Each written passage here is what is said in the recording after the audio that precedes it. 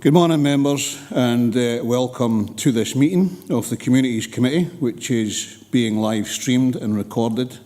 The recording will be made available on the Council website for public listening. Remote participants, please follow the good practice guidance, which includes muting microphones and switching off your video when you are not addressing the meeting. Write and speak in the Teams chat function when you want to contribute. And if you're in the hall, you can do this on your iPhone or your iPad.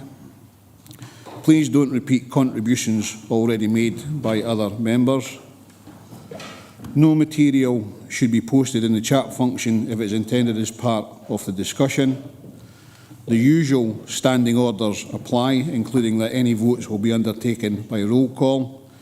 If any member has to leave the meeting, please either leave the Teams meeting for that period of time or write leave in the Teams chat function and then join when you rejoin the meeting so we can keep track on whether the meeting is quorate.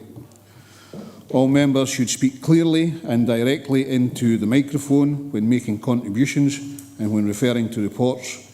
Please provide reference to the relevant page and paragraph to allow everyone to follow. And please focus contributions on areas where clarification is required or to propose an alternative to a recommendation.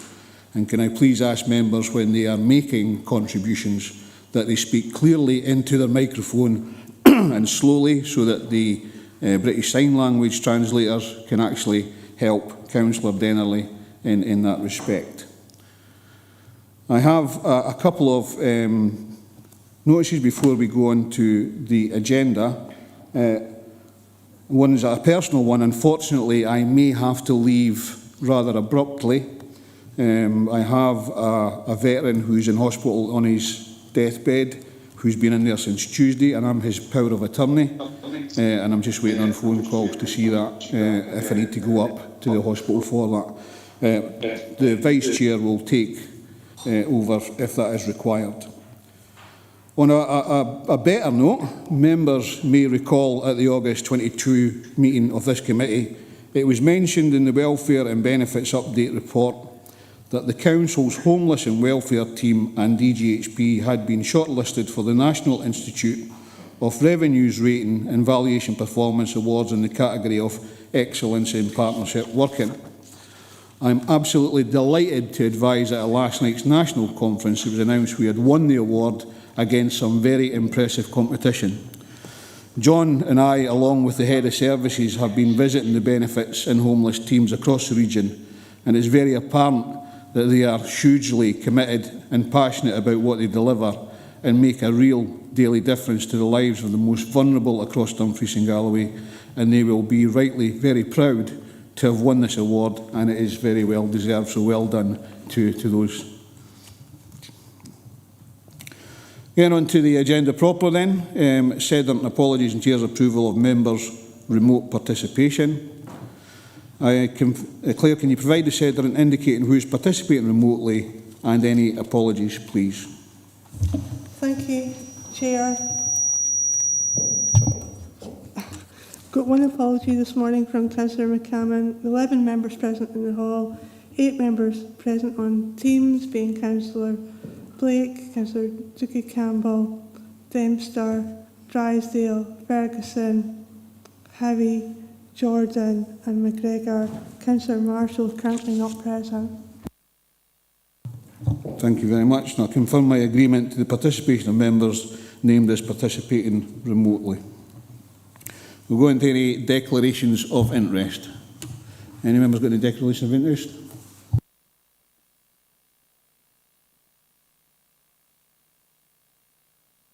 No. Okay, thank you.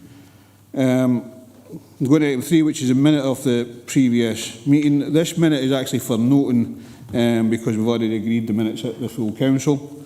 So I'll be happy to note. Thank you very much. Item 4 then is the Communities Revenue Budget Monitor Report 22-23 for the period ended 30th of June, report by the Director of Communities. This report provides members with an overview of performance against budget for the period ending 30th of June, the end of quarter 1. for communities, including details of the budget realignment review that has been undertaken with Communities Management Team to ensure that detailed budgets are realistic for the current financial year. Caroline McQuiston is available on Teams to take any questions on the report. Members, do you have any questions on the report?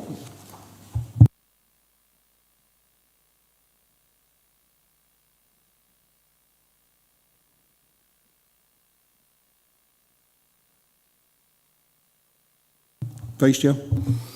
Yeah, it's 3.13, Chair, the Radio Hill sites. I mean, I'm just wondering just how much revenue we should be getting from the radio mass, how much we'll be getting in the future, and what the progress is. Thank you, Chair. Caroline, can you answer that? I can certainly answer the amount of revenue, which should be about 400,000 per year. On the progress, I will defer to Mr. Hay, who has just joined us, as he's more up to date with where the legal situation is. Okay, Harry, you want to come in? Yes, please. Thanks, Chair, and thanks for that bit of background, Caroline. Yeah, as the report details, the Council's legal team, in conjunction with my legal team, my service team, are now in advanced negotiations with the external organisations and their legal agents, and absolutely without wishing to tempt fate, we now seem to be at a position where there is collective agreement on what we can put in place in terms of moving forward. So on that basis, we would hope to come back to elected members at the next service committee with specific details on that. As members will appreciate, the nature of the negotiations are commercially sensitive, and whilst absolutely we want to be fully transparent in terms of the rental agreements, etc., I am confident that once we reach this agreement, not only will it deal with the extent of the accrual, but it will also deal with future rental on an annual basis as well, Chair. So hopefully that's helpful. Thank you. Yeah, thanks, Harry. John, you want to come back in? Yeah, thanks, Chair. Yeah, it's. I didn't quite hear how much is actually owed to us at the moment, and I'm just wondering, you know, the amount that's owed in the 400,000 per year. Could this be part of the budget setting? Thanks, Chair. Caroline. The total amount owed at the moment is about £1 million, because obviously we haven't had the payments made on the higher rate for quite a number of years. The 400,000, which is the kind of around approximate value of what we will get on an annual basis, will be something that is already built into the budget. Because obviously we've been expecting to receive this, so it has been realigned, but it's not new money, so to speak. It's already accounted for in the accounts, unfortunately. Thank you. Yeah, unfortunately, right enough, Caroline. We could do a wee bit extra money in the council, couldn't we? Any other members? Okay, members, we'll go to the recommendations then. Members are asked to note at 2.1 the budget realignment approach that has been undertaken with Communities Management Team to ensure that the budgets reflected for each service function represent planned income and expenditure levels for the year ahead, at paragraph 3.1. Asked to note that the information from the detailed budget realignment has been reviewed in conjunction with Q1 monitoring information, and highlighted that it is estimated that communities will return a break-even position by the end of the financial year. That's at Appendix 1. 2.3, that while communities are anticipated to be impacted by current inflationary pressures, particularly in relation to fuel and energy costs, that these are being reviewed on a corporate basis and reported to the Finance, Procurement and Transformation Committee. 2.4, progress against the delivery of agreed savings applied to the community's budget in 22-23 at Appendix 2. And 2.5, progress against the delivery of agreed policy development allocations applied to the 22-23 budget at Appendix 3. Are we happy to note these? Thank you very much. We'll then go on to, if I can find my page.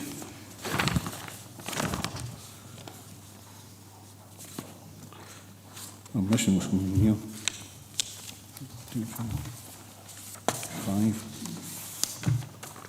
5 is missing. Yeah.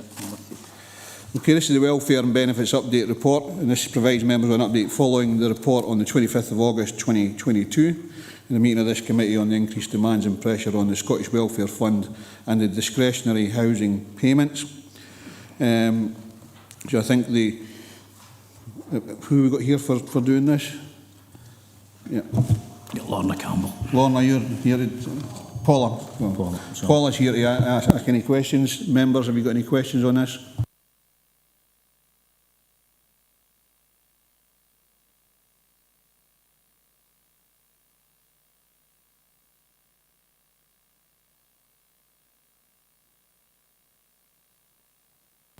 Vice Chair.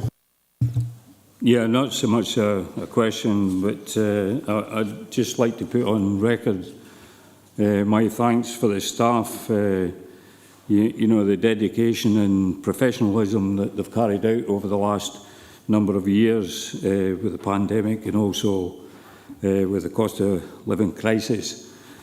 And I think it should be recognised. I see 3.5 as the administrative resources. Obviously, they are under extreme pressure, and I would welcome that part of the report. Thanks, Chair. Yeah, thanks very much, John. And again, obviously, having been visiting the group, Paula, and you know, the thanks of, I think, all the committee for what you've done over the last number of years, and obviously well done on what you've done last night. Yeah. Okay, members, if there's no further input, we can go to the recommendations in. And members are asked at 2.1, agree the recommendation to continue the community care grant awards at medium priority level to meet ongoing demand, at paragraph 3.2.2. At 2.2, agree to the additional funding of the 500k for Scottish Welfare Fund to be repurposed from the laser unallocated balance at paragraph 3.4.3. And 2.3, note the work with finance to identify additional resource to ease the administration pressure on the service dealing with Scottish Welfare Fund and discretionary housing payments. We're happy with them? Excellent, thank you very much. We'll go on to item 6 then, which is the Dumfries and Galloway Active Travel Strategy 2 and Delivery Plan 22 to 2032, report by the Director of Communities. This report seeks members' approval of the Dumfries and Galloway's Active Travel Strategy 2 and its delivery plan for 22 to 2032. Harry Hay is available on Teams to take any questions on the report, with Tony Toppin and Carlos Soto also in attendance to answer any specific questions. Remember, Harry, unless you've got anything to add to the report. No thanks, Chair. Members' questions, comments?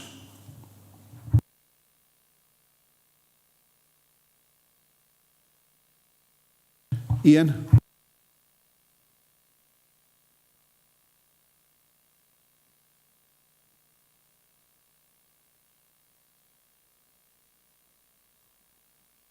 Ian Howie?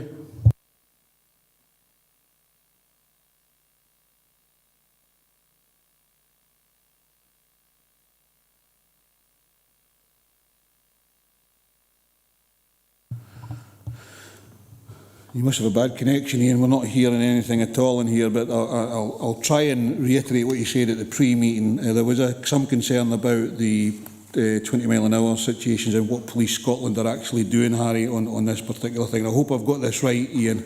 I'm just wondering if there's any way of meeting with Police Scotland to see what their concerns are with the 20 mile an hour speed limits. I know that they did the same in the Borders area, but they went ahead with the 20 mile an hour situation as well. Has there been any feedback from police, or is there a way that we can discuss with Police Scotland what their concerns are?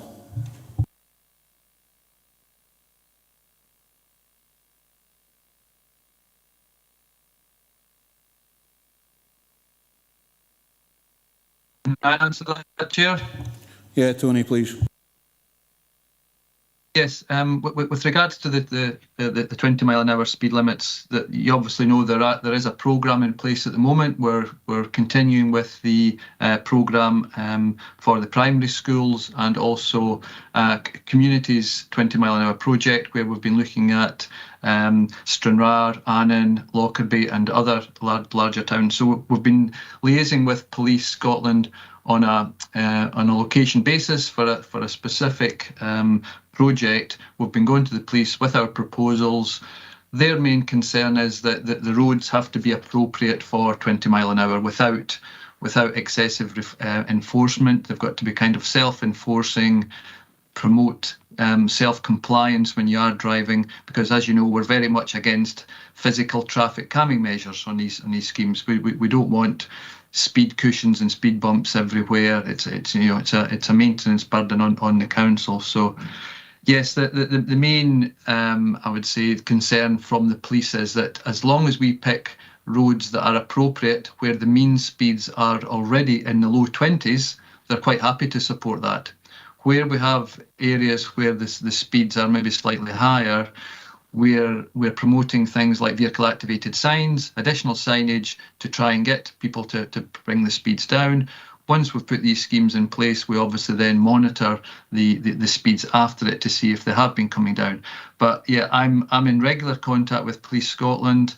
I had a meeting just the other week there in Stranraer with the new inspector from Police Scotland that covers the region, and I'm well aware of his concerns, and he's well aware of the programme that we are trying to implement and the national strategy on 20 mile an hour speed limits. So, and yes, Borders just went ahead and did it.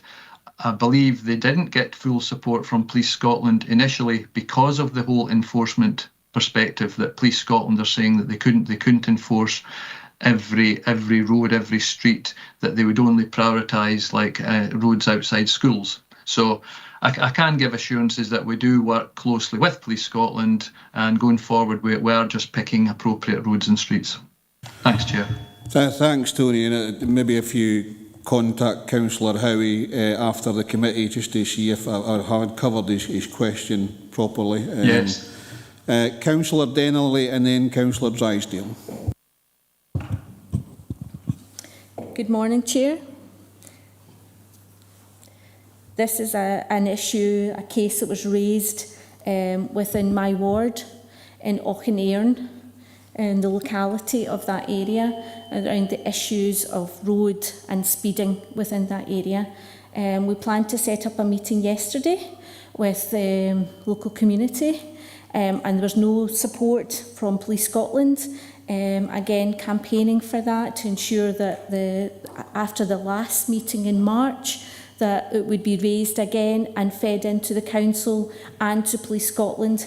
The roads aren't safe. It's opposite a park in this particular area where children and families are accessing the park, and it's very close to the signs, the 20 mile per hour signs, and the signs need to be moved further back for drivers so that they're alerted to the reduction in speed. And Police Scotland said that this was a council issue, and again the police and fire were not supporting this. So yesterday we had a discussion to resolve the issues and come up with strategies, and again in contact with the local community, because it does affect their everyday life. It's an issue for them, but it does seem that Police Scotland are not listening, and I just feel that they're unsure of their position on this, and I think that's something that needs to be improved upon. They need to listen to the communities, so I just wanted to update on that meeting that happened yesterday. Thank you. Thank you, Councillor Denny. I think, from the output from that meeting yesterday, I don't know if Tony was there or any of his council members were there. Perhaps you can have a discussion offline with Tony just to make sure he's up to date with that. Okay, thank you. Councillor Drysdale. Thank you, Chair. Morning, members. Morning, Harry. Morning, Tony. Thank you very much for the report on the active travel strategy. I noticed that more than half of the participants were above 55 years of age, Harry, and we're looking at 20-minute neighbourhoods, which is all very positive. I just wondered if coming forward to the next Communities Committee meeting within this, could we add to the agenda, if possible, Chair, something along the lines of where we're looking to help people in care homes become a little bit more mobile, because we're caring for people within our neighbourhoods. So, you know, I would really like to see something with tag-along bikes so that we could get the elderly out of the care homes more often to use the paths that we have been active across our regions in building. So it was just an update on that, if possible, coming forward, or if you've anything you can give me on that today. Thanks, Tony. Thanks, Harry. Thanks, Chair. Tony or Harry?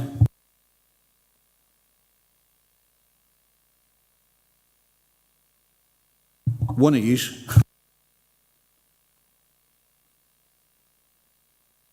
I'd like maybe for advice from Harry on that when we've not the active travel strategy. Yeah, I'll let you come in, Harry. I know, thank you. Sorry, Chair, there seems to be a bit of a delay with the system at the moment. It's certainly a project that has been highlighted through the Leisure and Sport Service in terms of active lives and health and well-being.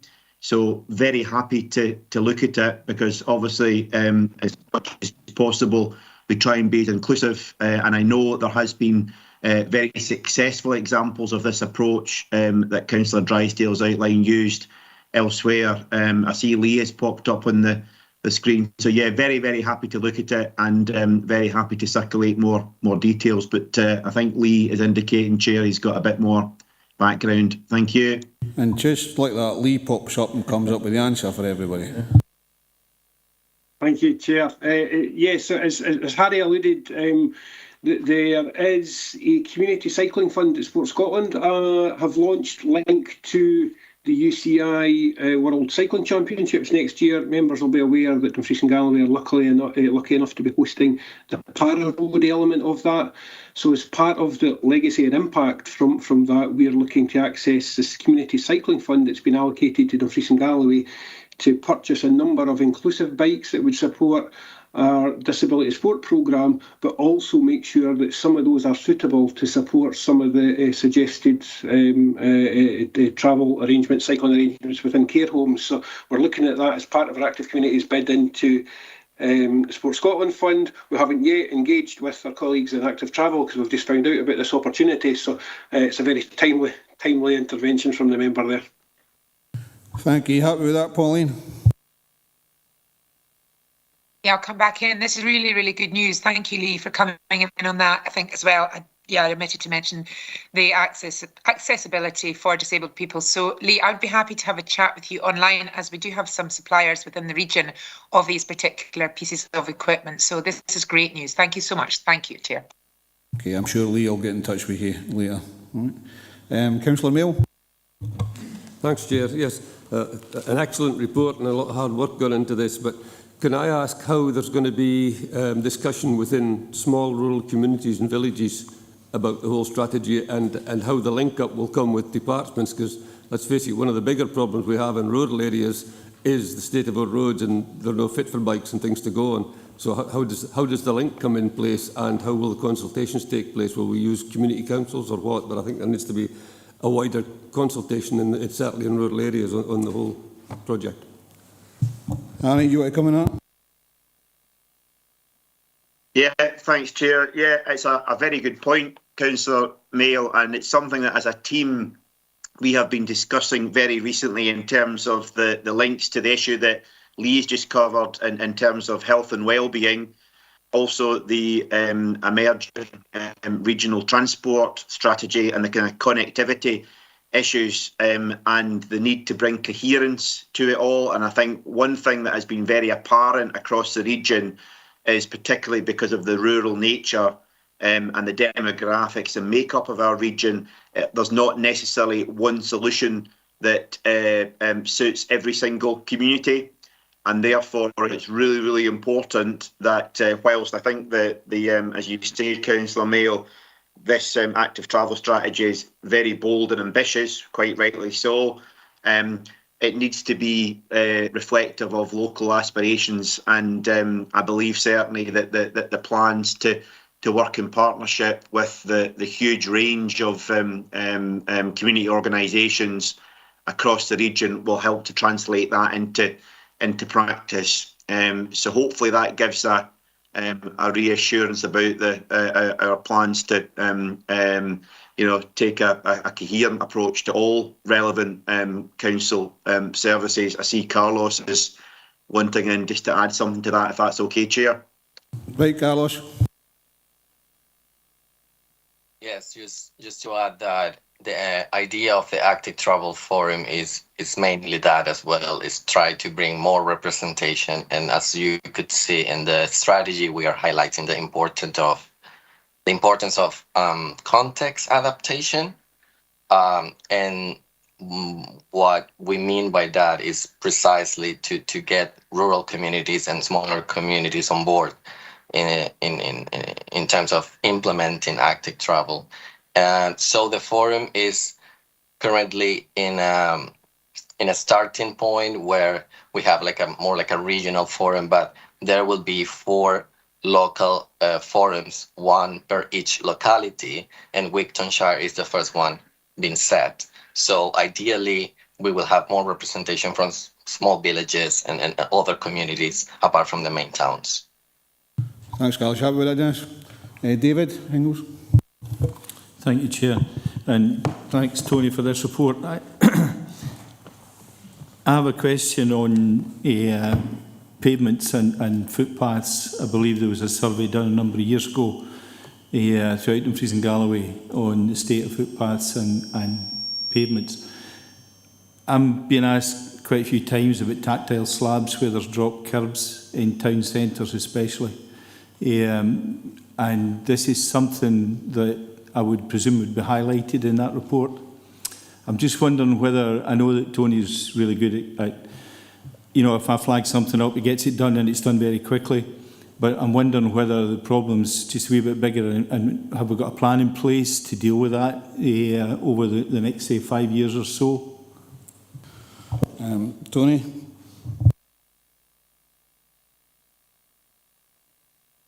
Yeah, thanks, Councillor. And through you, Chair, yes, we are aware that since the new active travel team last year, we've taken on these sort of duties that were predominantly used to be it was the local roads office that used to go around and they would implement the dropped curbs and tactile paving at certain locations.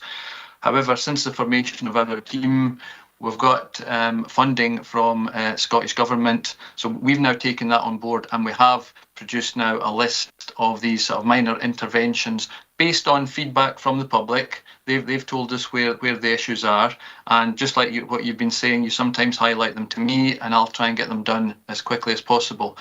Yes, there was a survey done a few years ago and reports were done for, I think it was maybe 18 of the largest settlements in the region. And to do that straight away would probably cost a couple of million pounds to go through it. So what we're doing is just we've got a kind of plan to do it over the next few years, but it's very much based on need, demand and priorities, and where people maybe do raise these issues with us, we can look at it and certainly improve accessibility and connectivity where there is a definitive demand. As you know, it would take a long time to go around every road crossing to put tactiles and drop curbs in. So we do have to prioritise it. But yes, it is on the agenda, Councillor. David? Yeah, appreciate that, Chair. And once again, Tony's excellent when it comes to actually if there's a major issue that's been flagged up, his team deal with it really quickly. But it is a problem in our town centres in particular. Thanks, Chair. So thanks for all your work, Tony, and doing that. I'll speak to you later if he gets a better service than me. I don't have anybody else. Okay, can we go to the recommendations then, members? We're asked to, at 2.1, note the results of the engagement and consultation process to develop a strategy, paragraphs 3.3 to 3.5 and Appendix 1. At 2.2, agree the active travel strategy 2 and delivery plans, paragraphs 3.6 to 3.10 and Appendix 2.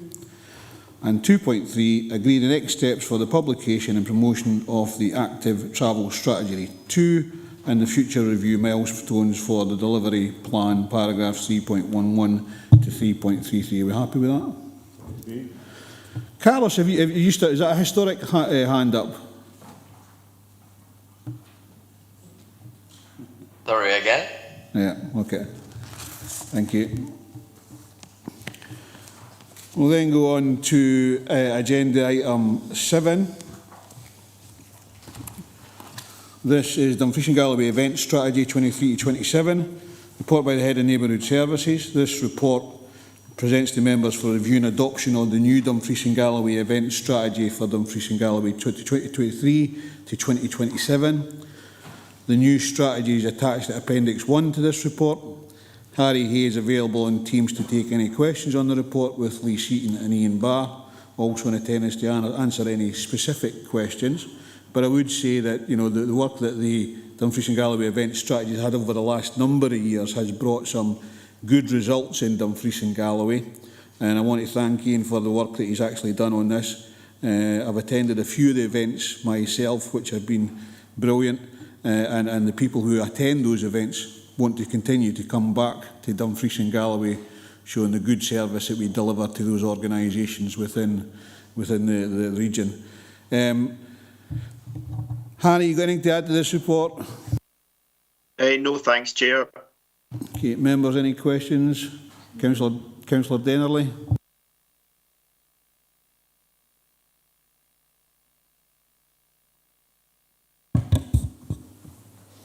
Thanks, Chair.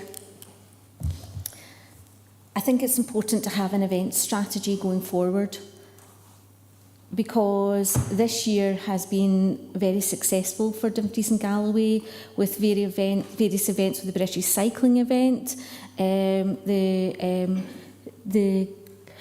Gatehouse of Fleet event as well, which was planned, and that showed our local communities, certainly within my ward, it was very successful. That community-led events with the support of the council are really useful.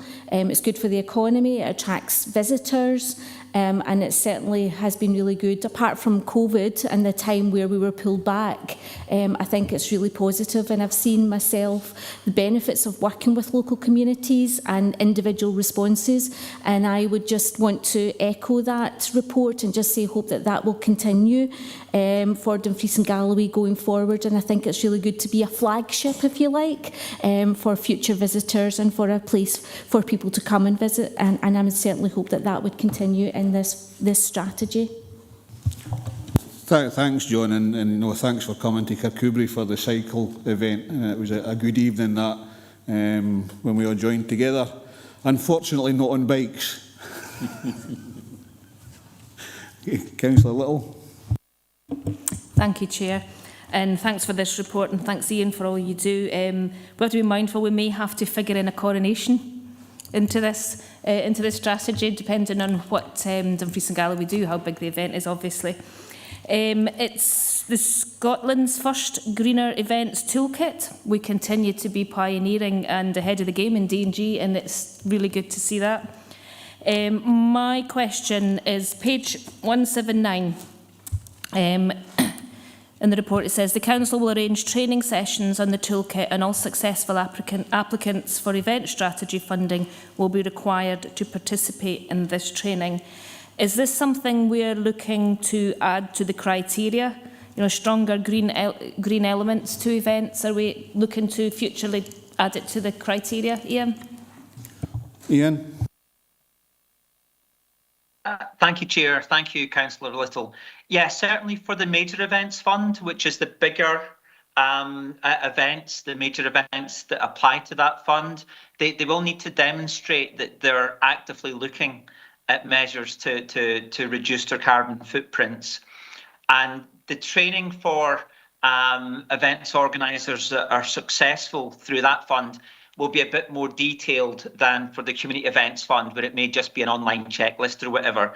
So the bigger the event, the more training that we'll try and negotiate with the event organiser. Thanks, Councillor Little. Thanks, Ian. Any other members? Okay, members can go to the recommendations then. We're asked at 2.1 to agree the Dumfries and Galloway Event Strategy 23-27. 2.2, agree the spending profile of the major festival events budget for 23-24 and agree to delegate authority to the Head of Neighbourhood Services for the spend of up to a total of 10k for the creation of a greener events toolkit and local market support events activity across Dumfries and Galloway. 2.3, agree the criteria for the 23-24 major events fund at Appendix 2 and further agree the criteria for the 23-24 community events fund Appendix 3. And taking into consideration what Councillor Little said about the coronation, Ian, that might be something that we come to apply for that as a council ourselves. However, as the Armed Forces champion, I'll be looking for that on my radar as well. Are we happy to agree those recommendations? Thank you. Okay, members, we're going to go on to item 8, which is the Information Strategy Refresh, report by the Head of Governance and Assurance. This report outlines the refreshed information strategy and associated implementation programme and includes a request for funding proposal to resource this council-wide change programme. Lindsay Turpey is available to take any questions on the report, unless, Lindsay, you've got anything to add to the report. Thank you, Chair. Yeah, just to add that we're still in discussions with Finance on the appropriate funding sources. So the request for the funding might not be from the Change Fund. So if we get approval on this today, we'll continue those discussions to make sure that we identify the most appropriate funding source, and then that report will go to the Finance, Transformation and Procurement Committee for approval. Thanks, Lindsay. Vlad, I see you've popped up. Have you got something to say on this? No, that's the update in terms of the finance element of it. I think the key decision for the Communities Committee is purely that 2.4 in terms of that funding, and as Lindsay's put it, we'll find the most appropriate source for that. Thank you, members. Any questions, comments? Councillor Marshall? Yeah, thanks. I thought you were at Hunterston. Yeah, I've just got back on the train. Left you a message. Just on page 212, it's just in relation to Microsoft 365, etc. Is this the transfer of all kind of electronic documents over onto? Is it doing away with the site drives, etc., and transferring it onto kind of like Teams and all held in there? And also, when it says about phase 4. And it just, it confirms it's a shift to all councils' electronic records. I just wondered, what the situation is with the paper records that we hold and how many we have, and what's the situation with them, and if there's any proposals to try and maybe make some of these electronic. Yeah, Lindsay, see you with your hand up there. Thank you, Chair. Yeah, this is the proposal to move all of our electronic documents from shared drives, G drives, onto Microsoft 365. So obviously moving towards the cloud-based environment so that we can get rid of legacy servers and ensure that everything's available on the cloud for staff, and making sure that we do that in a planned and managed way so that everything is structured in the appropriate way in relation to our retention schedules and business classification scheme. And also as part of the information strategy, so it will be looking at information as a whole, which will include our physical records. So alongside this, there's a project ongoing to identify what physical records we have within buildings. Do we need to transfer them to our council archive for historic preservation? Do we need to transfer them to our corporate record store for long-term preservation, but not sort of forever? Or do we need to digitise those? So we're going out to procurement for a scanning contract as well to allow some files, for example, like our planning files, we've got a lot of those held on paper, but we've got a requirement to hold them for a long period of time. So we want them to be more accessible. So that is very much part of the project as well. Happy with that? Thank you. Any other members? Nope. So we go to the recommendations then, members. Members are asked at 2.1 approve the updated information strategy appendix. 2.2 approve the publication of the information strategy at paragraph 3.2.6. 2.3 note the phased approach setting out for delivery of the information strategy at paragraph 3.3, and 2.4 agree that the request for 2 years non-recurring funding from the Change Fund totaling 195k at paragraph 3.3.6 to allocate temporary resources to the Information Strategy Implementation Programme is considered at Finance, Procurement and Transformation Committee. Agree with them? Thank you, members. We'll now go on to item number 9, which is the Roads Winter Service Plan.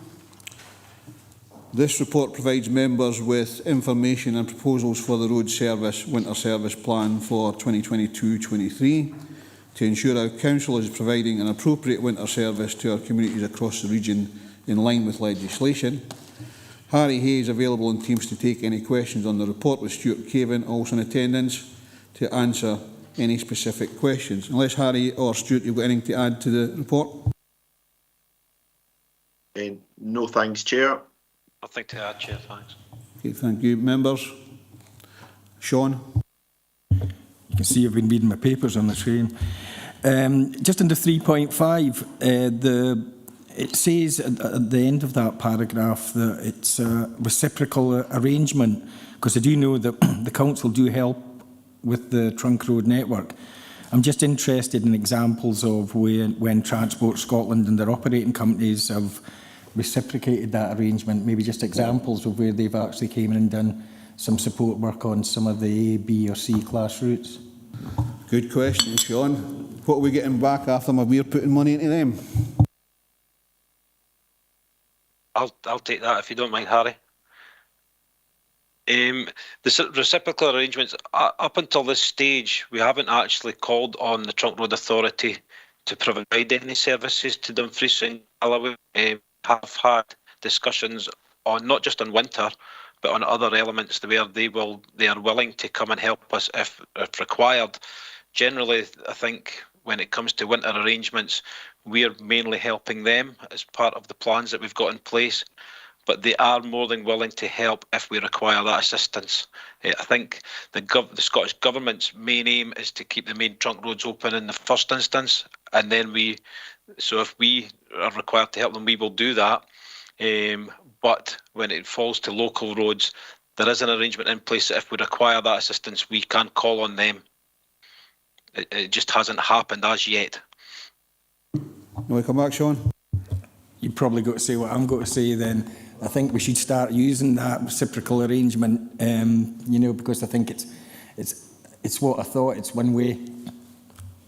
Yeah, it tends the arrangement is for more like when we have a large snow event, and fortunately over the last few years since since the new contract come into place, we actually haven't had a snow event, so it's never really been tested as such yet, Councillor.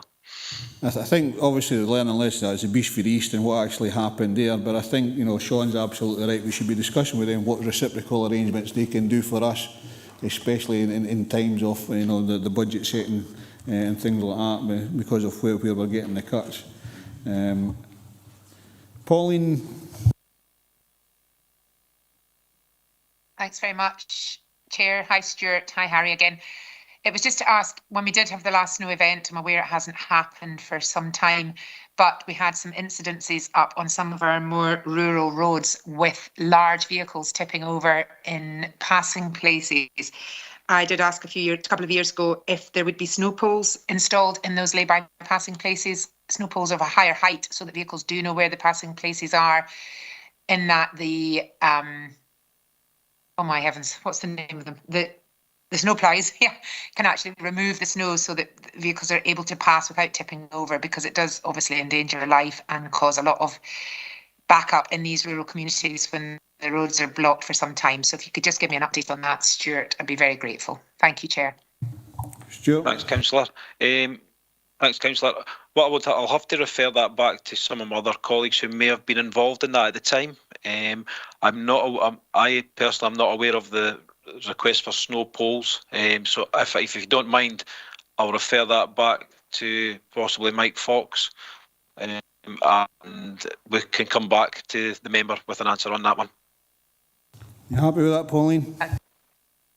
I am happy with that, Chair. And yes, Stuart, I look forward to hearing from you via email, just so that I've got an update for the communities involved. Thank you so much.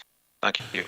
Thank you. And before I bring Jim Dempster in, I'll remember people in mind this is a strategic committee rather as a ward issue. And if you've got specific ward issues, then you should take them up with the appropriate officers. But Jim. Thanks, Chair. And you'll be pleased to know it is a ward issue. One of the issues we have is that because the Trunk Road Authority gripped the arterial routes, we rely on them wholly for our gritters to get to local areas. When the sun's shining in Stranraer, there's 2 feet of snow in one head. But we can't get there with our gritters unless the main road's clear. So we need to be working in partnership with the Roads Authority to make sure that they facilitate our vehicles getting to where we have a duty of care, and without their support, that simply won't happen. So a ward issue, but a strategic thing as well, Chair. Thank you. Thank you, Stuart. Do you want to come back on that? Yeah, thank you, Councillor Dempster.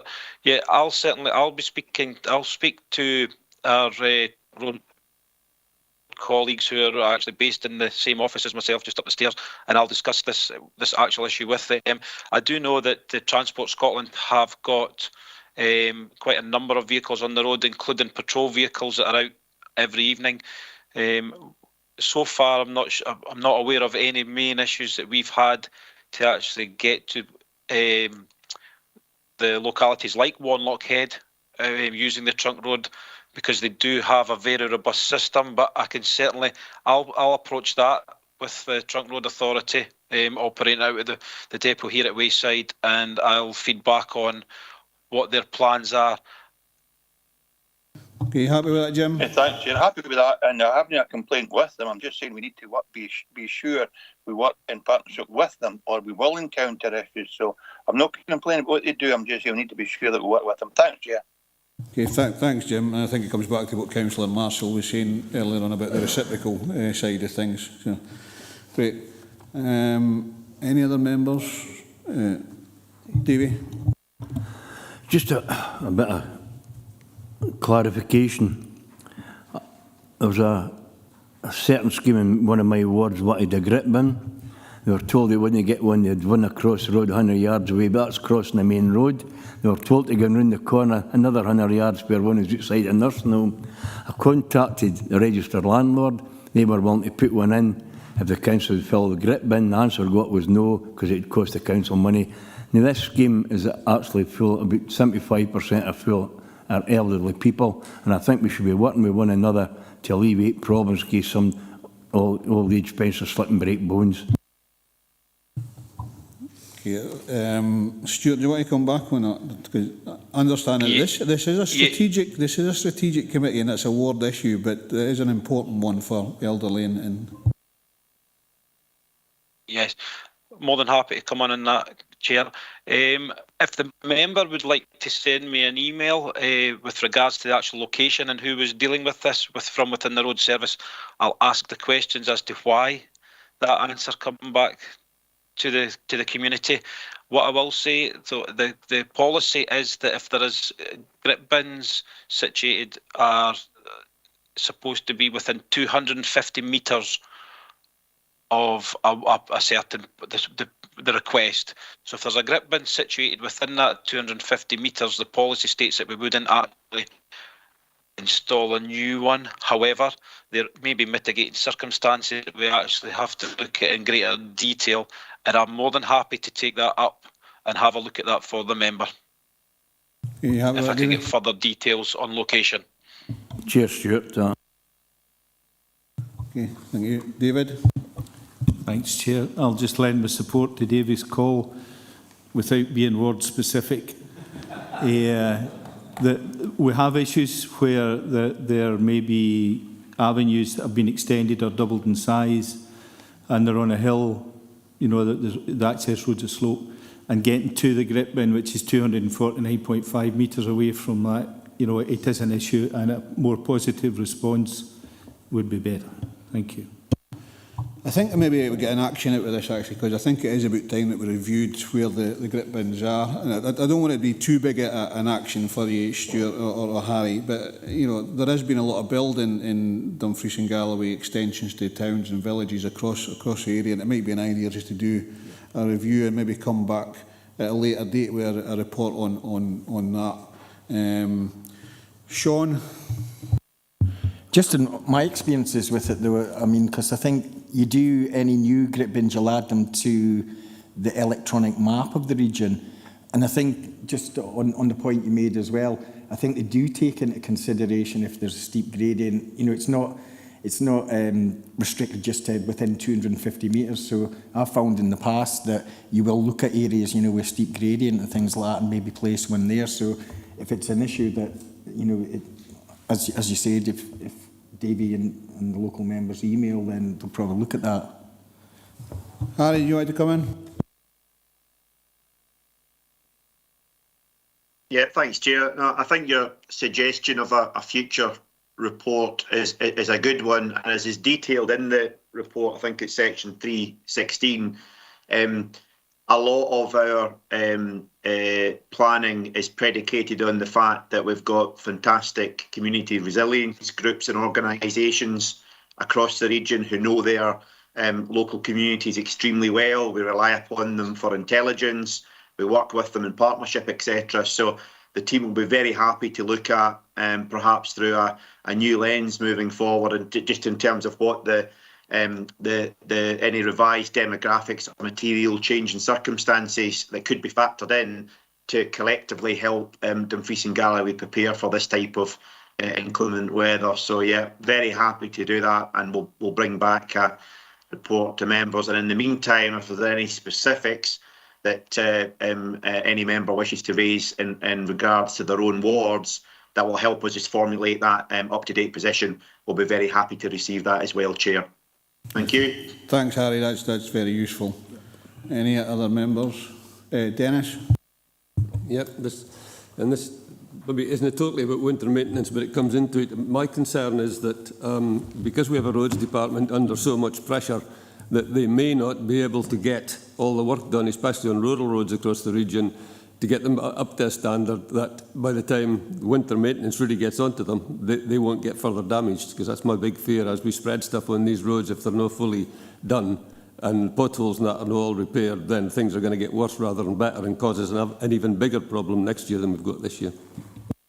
I'll ask the man with the finger on the pulse, Stuart, to come in here and see what's getting done to resolve that issue. Yeah, happy to come in again, Chair.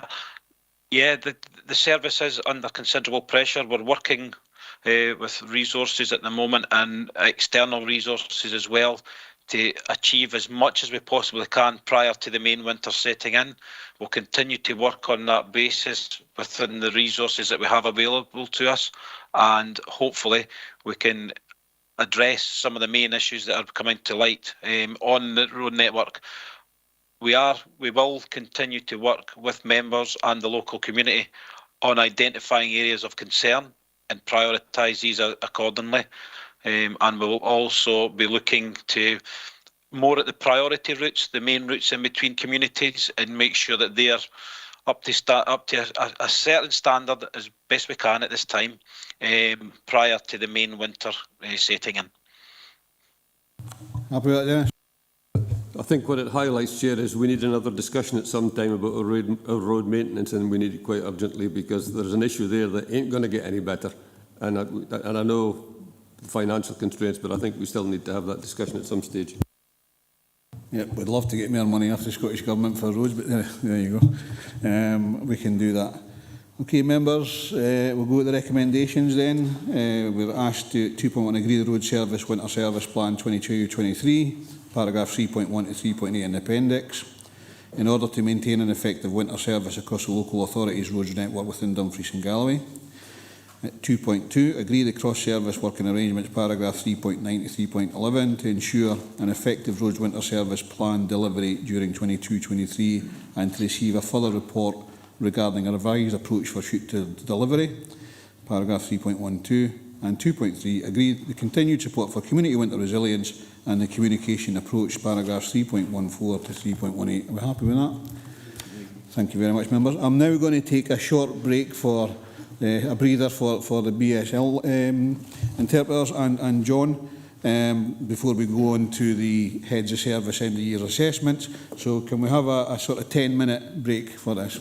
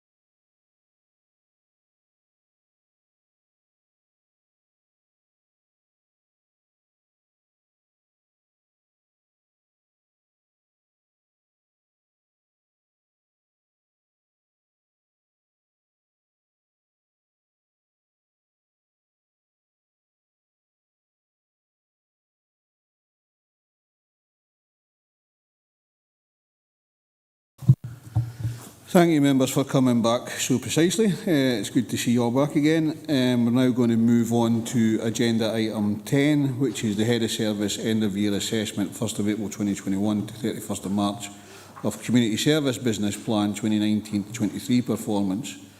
This report provides members with the Head of Community Services End of Year Assessment of the progress on the delivery of the 2019-23 Business Plan for the Community Service for that period, 1st of April 2021 to 31st of March 2022. The report also provides more detailed information on health and safety performance. Richard Greaveson is available on Teams to take any questions on the report. Sorry, Richard, he's not on Teams, over here. Okay. Well, if that's the case, I'm going to hit you with the first scrutiny question then, Richard. Obviously, there are some changes to, or amendments to the current business plan measures, and they are at Appendix 3, and it's quite clear what they're there for, but can you advise members why they're there, to just get a bit more clarity on that? Yeah, thank you, Chair. Good morning, members. Happy to provide that clarity through you, Chair. So, as you say, there are 5 areas of proposed amendments to the Performance Information for Community Services, Appendix 3. The first one relates to the delay and change in date in terms of the youth participation and engagement strategy. That's the subject of the only exception report detailed in this report at Appendix 2 and reflects conversations with previous council around delaying the engagement process with our young people, which has taken place over the summer of 2022 and will be reported to a joint full council, youth council meeting on the 3rd of November. The second amendment relates to the changes in wording in regard to the move from the Council's previously agreed anti-poverty strategy and the significant progress and developments in a critical area of work in terms of the move to the Poverty and Equalities Partnership Strategy, the subject of which will be discussed at agenda item 14 today when Mark Malloy, who's leading on that piece of work, will also join us. The next 3 PI changes, Chair, are all new performance indicators and reflect current work streams within the service. The first one is a piece of work that's really important in terms of embedding our communities model across the wider council, really focusing on the local issues and addressing inequalities and really pushing the work that we've done within communities across all council services.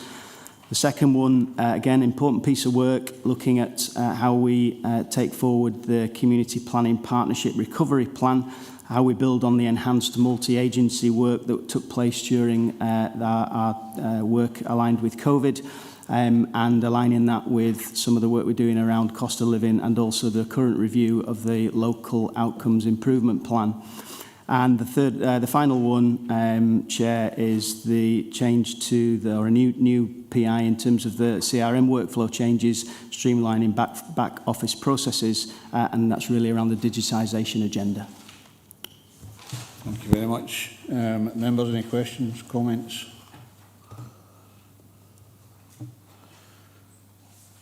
Maybe just for information then, Richard, obviously you're aware that I deal with APSI, and APSI are actually looking at the cost of living crisis and doing a bit of a research on that over the next 6 to 8 months. So I'll keep you informed of what's actually going on there with that, and it may sort of help us move this forward in that respect, okay? Remember, if there are no questions or comments, can we go to the recommendation? We've been asked to review the end-of-year summary of performance for the Community Service Business Plan for the period 1st of April 21 to 31st of March 22, which includes performance information, health and safety and the management of the risks within the service risk register. We've been asked to scrutinise the exception report and consider whether actions proposed are adequate to improve performance in future monitoring of areas which have not met the target, Appendix 2. And 2.3, agree the proposed amendments to the current business plan measures, which is why I asked it to be highlighted so members have that full list of information. Are we happy to agree those recommendations? Thank you, Richard.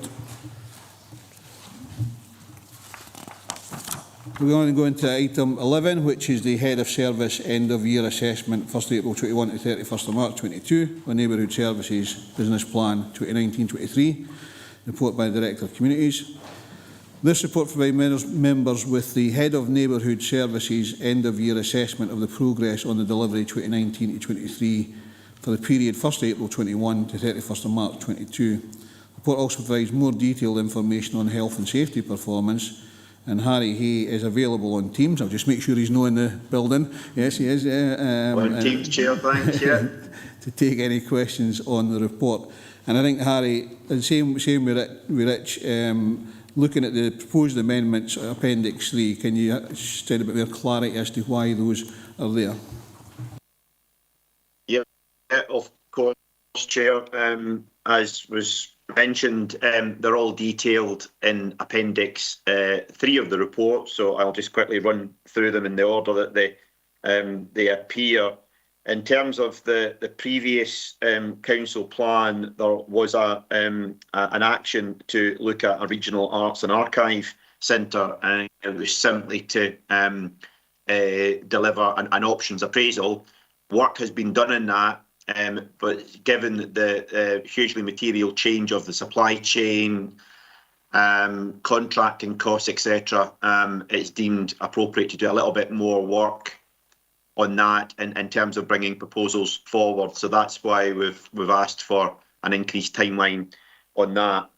The rest on that page are simply reflective of the fact that as customer and consumer behaviour changes post-COVID, what we're asking members to agree to is that previous targets that were reduced for a number of services relating to leisure and sport and culture in particular, that those targets are actually increased to reflect the increased demand and customers, thankfully, returning to our facilities.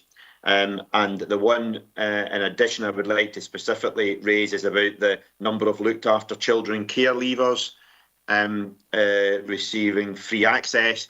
That's very much in our recognition that we want to help the most vulnerable. So therefore, I think it's very, very important that more get the access that would improve their overall quality of life. The one over the page, on page 320, refresh the active travel strategy. That was a project that specifically sat within neighbourhood services. It's now within roads and infrastructure, and members considered that earlier on in today's agenda. So it's just simply to confirm formally where the reporting of that will happen in the future. And the last one is a request just to include a new project, which again is all about digitisation and will very much improve the level of service to customers. It will mean more accessible information and allow staff within those teams to deal with inquiries a lot quicker. So hopefully that clarifies. Thanks, Chair. Thanks, Harry, and I totally agree with that last one there. The work that those guys are doing, they need as much help as they can with the digital experience. Councillor Marshall. Yeah, I've just got a couple of points on some of the exception reports. Just on page 307, I know there was a number of events cancelled in 2021-22, and that's the reason why there's the 3,000. But two of the main events went ahead out of the 6 or 7 that we focus on mainly. And I'm just wondering, if you look in 2019-20, there was 33,000. I'm just wondering, is there 1 or 2 of the main events that actually attract quite a large amount of those events? I'm just wondering, 33,000 to 3,000, we did hold 2 of the main events, and there might have been just still a knock-on effect from COVID. The other one is on page 314, and I know it's one of the 4 complaints was dealt with in the statutory timescales. But I'm just wondering, if you look at, when you look back on the last 2 years, 57%, but then the year before that was 100%, but that might just be 1. So I just wondered if there was any, how many complaints, for the 100%, how many complaints were dealt with on time. And I've just finally got one other thing as well, just on the KPIs themselves. There's a number on libraries and library visits and memberships, etc.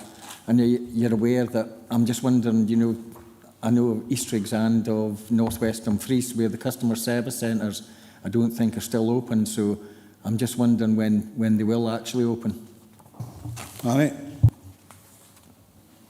Okay, thanks, Chair. I'll take them in the order that Councillor Marshall asked them, if that's okay. Specifically in terms of events, absolutely, the pandemic obviously impacted the number of events happening in the region, as with the rest of the country. A significant number had to be cancelled.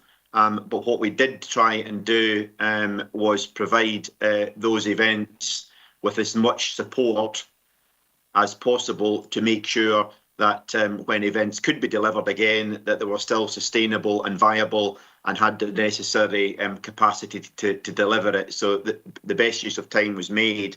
In terms of the specific events that I guess add to that overall figure, Wigton Book Festival is one of those, as well as cycling events. So I think that there will be a bit of a cyclical approach, for want of a better term, Councillor Marshall, in terms of what specific large events happen in the region. Some don't happen every year necessarily, and members will be aware of it in the earlier item on this agenda in terms of a major festival and event strategy.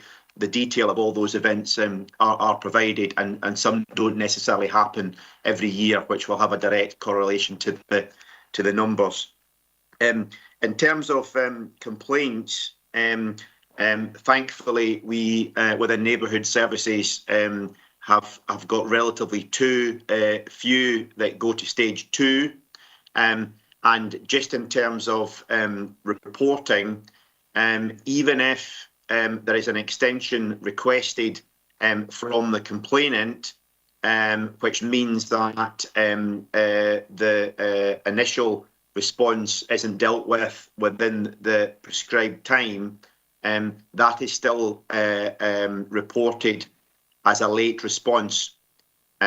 So what I can advise members is that for those that were beyond the initial target date, the 3 of them were all as a result of mutual delays between the complainant and the council. So, for example, there was maybe additional information that was highlighted by the complainant that we needed more time to consider, or, for example, a meeting with the complainant that couldn't take place because they were on annual leave.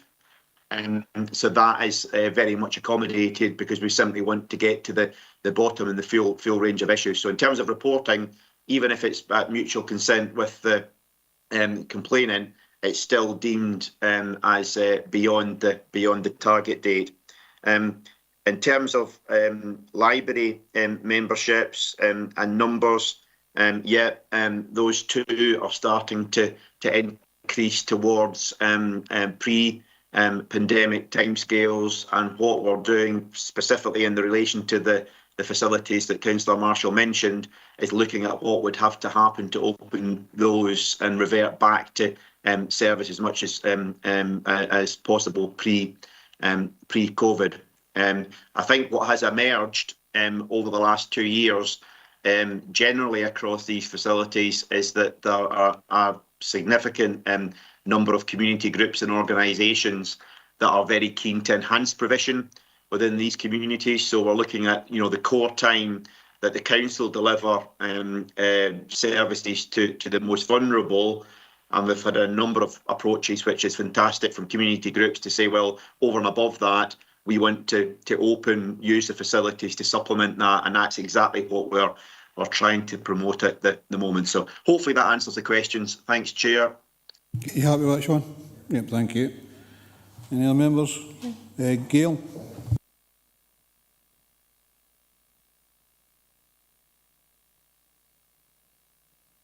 Thank you, Chair. Good morning, everybody. Thanks, Harry, for the report. There's a couple of questions that I'll pick on just now.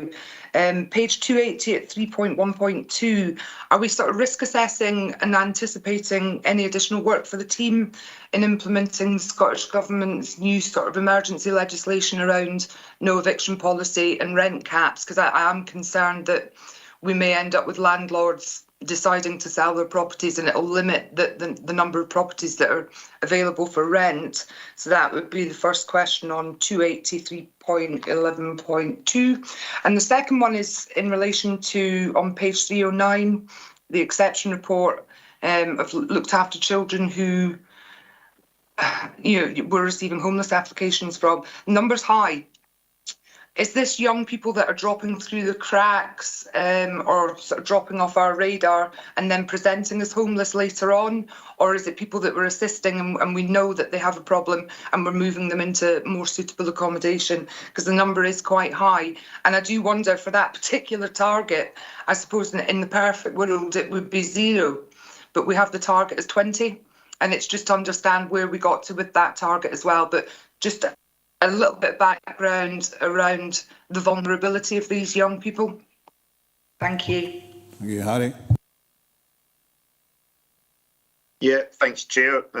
Thank you, Councillor McGregor. In terms of the housing question, members will be aware that the legislation that Councillor McGregor refers to that has very, very recently been introduced sees rent freezes up to the end of this financial year, as well as the approach to evictions changing. There are still circumstances whereby private landlords can put rents up, and equally there are also examples of where evictions can start still develop. Now, the rationale behind this is obviously one approach to help the most vulnerable deal with the cost of living crisis, and members of this committee will be well aware. We've previously reported in terms of the challenges associated with the overarching housing mix. As a stock transfer authority, we're very, very dependent upon our registered social landlords, but we're also dependent upon the private sector that provides accommodation across the region. So it is something that's very much on our radar. We continue to work as innovatively and creatively as possible to make sure that both temporary and permanent accommodation is available to residents of the region. So it's not something, Councillor McGregor, that's came as a surprise to us, absolutely, and we're factoring that into our accommodation planning. And I think, just to reassure members, probably the award that Councillor Dryburgh announced at the start of this meeting hopefully demonstrates that partnership working we've got with our RSLs, and I can certainly reassure that there is that joint commitment to make sure that quality accommodation is provided. In terms of looked after children, it's obviously one that we work very closely with social work services on. So I guess if to try and demonstrate the situation, so if a young person that has previously been deemed to be a looked after child applies through the homeless route, they will be included in this information. So it's not that we are not aware of them.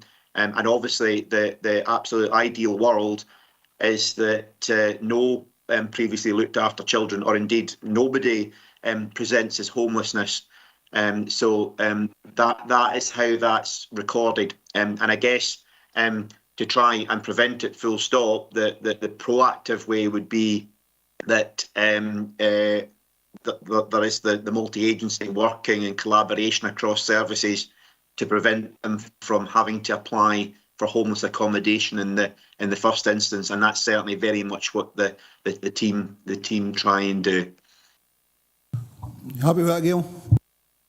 Yeah, thank you. I suppose just one supplementary. Do we have enough capacity within the department to deal with any additional pressures that could arise from this new legislation? And if not, we should maybe be lobbying Scottish Government, because they keep imposing these policies on us and then expecting us to sort of scoop it all up. So, I think we should be made aware if there's any pressures in that area.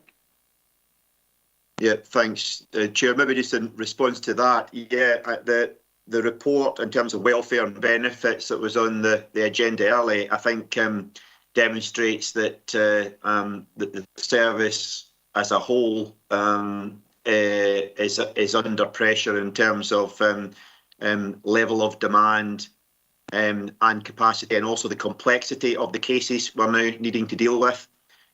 So very much all the issues that come out of cost of living, the current economy, etc. That's all very much factored in, and members may recall in that report we're currently developing proposals in conjunction with finance to come back to members to what we project is going to be a requirement moving forward to deal with the issues that are currently with us, or those that are emerging over the horizon. Thanks, Chair. Thank you. Thank you, Chair. All good.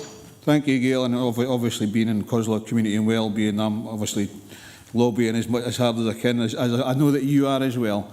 Okay, Andy. Thanks very much, Chair, for letting me in. First, can I just say to Harry and Derek, from 311 down to 312, 3.3, I'm really happy with the performance, and some tremendous strides were made in those service areas. So that's the first bit, but that's the good news. I've not been parochial because I fought for 5 years to stop others being parochial in this committee. But Sean actually raised it, and it was about the library at North West Campus and the lack of a customer service centre. Now, I know it's high in Derek's agenda, I know it's high in Harry's agenda, but can we get some sort of update on exactly where we are, given it's got the highest poverty rates? People can't afford to go in the town centre, you know, and if it's not on their doorstep, they won't go and they won't report it. So I'm just wondering if we get some sort of update on that. Harry, do you want to come in on that? Yeah, thanks, Chair. Yeah, I think as previously has been reported, the nature of demand from service users across the region for what is referred to as customer services, so, you know, advice in terms of welfare, benefits, registration of birth, deaths and marriages, etc. The dynamics of that have very much changed, in that there's a significant increase in demand for online services that we've had to respond to. And equally, partners that we work with have more and more promoted and made available online services. So what we are endeavouring to do is try and strike the right balance between face-to-face delivery, particularly for the most vulnerable where they need it, but also to provide those quality digital services are required. So things such as assisted digital comes in place. It may well be that an individual, for whatever reason, hasn't got the facilities to access online services, for example. That doesn't mean to say we don't support them. We've got facilities in place that we can provide staff to help those most vulnerable to access facilities. So, as I mentioned, I think in Councillor Marshall's response, one of the things we're looking at the moment is to continue to assess demand for these services across the region, and really, you know, look at opportunities where we can collaborate with partners to maximise availability of these services. And that might vary depending on the community and depending on the aspirations of that particular community. So if there are specifics to do with a particular facility, I'm quite happy to speak to the member in question if they want to get a little bit more detail about the background and what's happening within that particular ward. But hopefully that's helpful, Chair. Thank you. Andy, you want to come back in? Yeah, I mean, we're talking about a community here, what, 3,000-4,000 plus maybe. One example, they can't get the new coloured bags for recycling. So what's the answer? You just chuck it all in the black bin bag, which defeats the purpose of recycling. That's one just tangible thing that you can actually see. So we're needing, even if it's on a pop-up basis, you know, now and then, I'm not sure, but we certainly need to do something. Okay, can I suggest that you talk to Harry offline and you make sure he's got that information? Are you happy with that? Yeah, absolutely. Thanks, Chair. Thank you, Andy. Pauline? Yeah, hi. Thank you, Chair. Harry, just a quick question. Page 282, 3.13. I just want to chat about the response to the climate change with the investment of £1 million between 21, 22 and 22, 33. I know we've put in some electric charging points in some of our towns and villages, and it's great news that this is going to be rolled out across the region with the way things are going. What I wanted to ask was, where do you do the consultation with regards to the community as to where the electric charging points are going to be sited exactly, within each car park across the region? And what sort of analysis is done, Harry, with regards to the number of charging points required? I don't recall this coming to any committees for us as councillors, but perhaps it's a committee I don't sit on. So if you could just give us some clarification, please, as to how the research is done with the numbers of charging points and exactly where they're due to be sited, that'd be most helpful. Thank you. Thanks, Chair. Okay, Harry, just before you come in, I think obviously one of the issues is getting funding for the charging points, which I think Gordon Bryce is very good at actually doing across the area, and that might be one of the reasons. But Harry, can you come on the specifics? Yeah, thanks very much, Chair. Yeah, so I think the good news is that there was a recent national survey done of all authority areas across the UK in terms of being EV ready for delivery of the both UK government and Scottish government targets in terms of availability of EV charging infrastructure. And Dumfries and Galloway was one of only 2 Scottish local authorities that appeared in the top 10. So, as Councillor Driver mentioned, some of our EV developments are very much influenced by partner organisations allocating specific funding for specific schemes. So we've got to try and align with that. And members may recall in previous vehicle asset capital reports, there has been updates given in terms of EV charging and the rollout of that and how we try and prioritise as much as possible. The challenge we've got in a rural area is that one of the things we really need to try and address is what's referred to as range anxiety. So simply put, if you've got an electric vehicle and you're wanting to travel from one end of the region to the next, be it as a visitor or be it as a resident for whatever reason, going about business or whatnot, we need to try and map out appropriate infrastructure to enable that to happen as seamlessly as possible. So in conjunction with the roads and infrastructure team, we try and map out available public car parking spaces within each car park and try and proportionately ensure that there's investment in EV charging that still ensures that those that haven't got EV vehicles can still park. And as much as possible, we try and be proactive to respond to community groups, many community groups who approach us to ask that in future schemes could we include EV charging, and we try and facilitate that as much as possible. But certainly something that we're looking at, and this will be included in the transport strategy that will be coming forward, is probably a more coherent approach to that, to try and align council funding and resources, external funding and resources, and where we can present evidence of demand across the region and try and create that connectivity and linked to, such as active travel, etc. So we try and be as responsive as possible. But sometimes there can be limitations also in terms of the infrastructure that's already there. We're obviously very much reliant upon Scottish Power networks, because if there ain't the right substation within the vicinity, etc., that's got to be planned in terms of the longer term as well. So hopefully that gives a an overview about the current arrangements and how we try and take it forward. Thanks, Chair. Yeah, thanks, Harry. Pauline, you happy with that? If I could come back in, Chair, I really appreciate that. Thanks, Harry. Could I just ask 2 further questions? Are we actually monitoring the current use? So for, I'll not name a town, but if we could have a wee look possibly at what's happening in 1 or 2 towns where you have installed them, and I appreciate it's been a big project for you.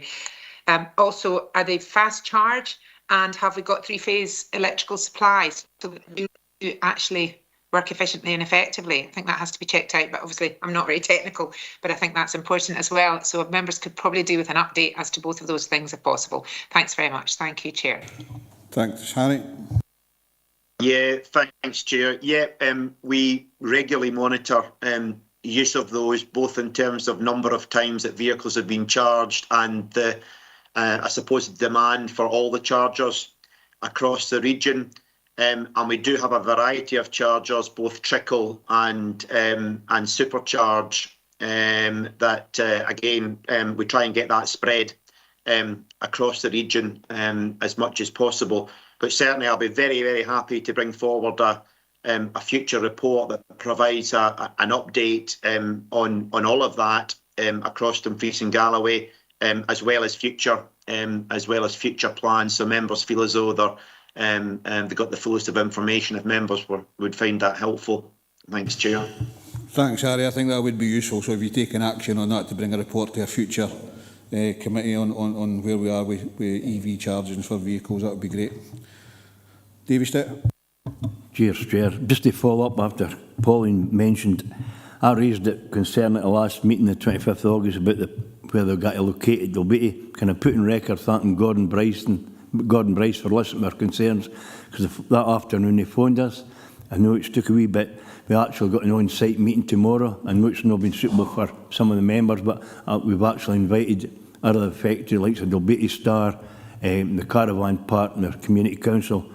But I'll just say Gordon got back as soon as possible, so we've got a meeting arranged tomorrow. Thanks for that, Davey. And obviously Gordon Bryce is ex-Remy, so I've got nothing happy to say about him. You know, he is quite a hard-working ex-Forces guy, so yeah. Okay, members. David? Just a quick question. Is there an income benefit from these charging points to the council? Harry? As things stand, we take a full cost recovery approach. Clearly, there needs to be a balance struck. I know that other local authorities still provide electric charging free of charge, which possibly wasn't such an issue a number of years ago, but certainly with the significant increase in electricity costs, I would suggest now is. And some of them are having to work really hard to try and get an exit strategy. In Dumfries and Galloway, we've taken a far more sustainable approach and struck that right balance between encouragement to take up and adopt EV vehicles, but equally we recognise right from the start that as the use of EV vehicles increased across the region, there was going to be that phasing out from using traditional combustible engines to EV. So we've planned ahead for that. So we factor that in, Councillor Ingles, into our charging approach. And just as a matter of interest for members, people pre-register for a card, so it's all set up and it's as convenient as possible for them when they use the charger. They simply swipe the card on the charger and everything's already all set up so that the money's debited from their predetermined account. Thanks, Harry. Hopefully that explains the situation. Yeah, thanks, Ian. For that. Yeah, the question really came from a situation that some of these charging points are on common good ground and the common good's not benefiting from the charge points, and I'm wondering whether at some point in the future maybe we could look at that. Thanks, Chair. I think it's part of the report coming back. We can have that as part of the report. Harry, talking about the common good and where that, if there is any benefit for that. I'll take one more question for Andy, and then we'll go to the recommendation. Okay, thanks for letting me back in, Archie. Two things, just to build on some of the stuff that was said earlier. There was a national pressure group that seemed to have myself and at the time, I think it was Jackie McCammon on speed dial.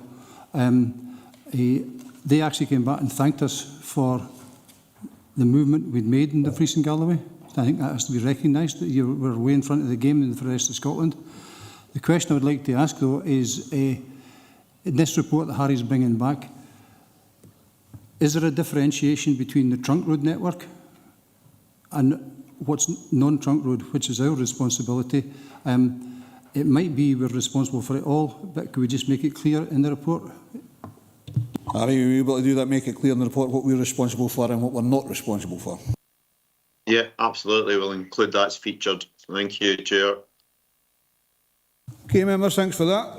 Good bit of scrutiny there. Let's go to the recommendations. 2.1 will review the end of year summary of performance for Neighbourhood Services business plan for the period 1st April 21 to 31st of March 22, which includes performance information, health and safety management, the risk within service risk register.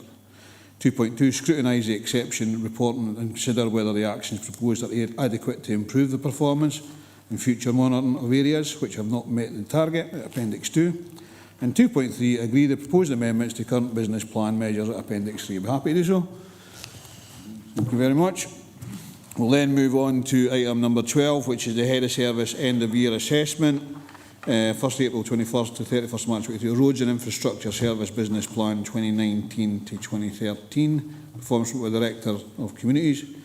This report provides members with Head of Roads and Infrastructure Service End of Year Assessment of the progress on the delivery of the 2019-23 Business Plan for Roads and Infrastructure Service for the period 1st April 21 to 31st of March 22. The report also provides more detailed information on health and safety performance. And we've got Karen Brownlee on Teams, have we?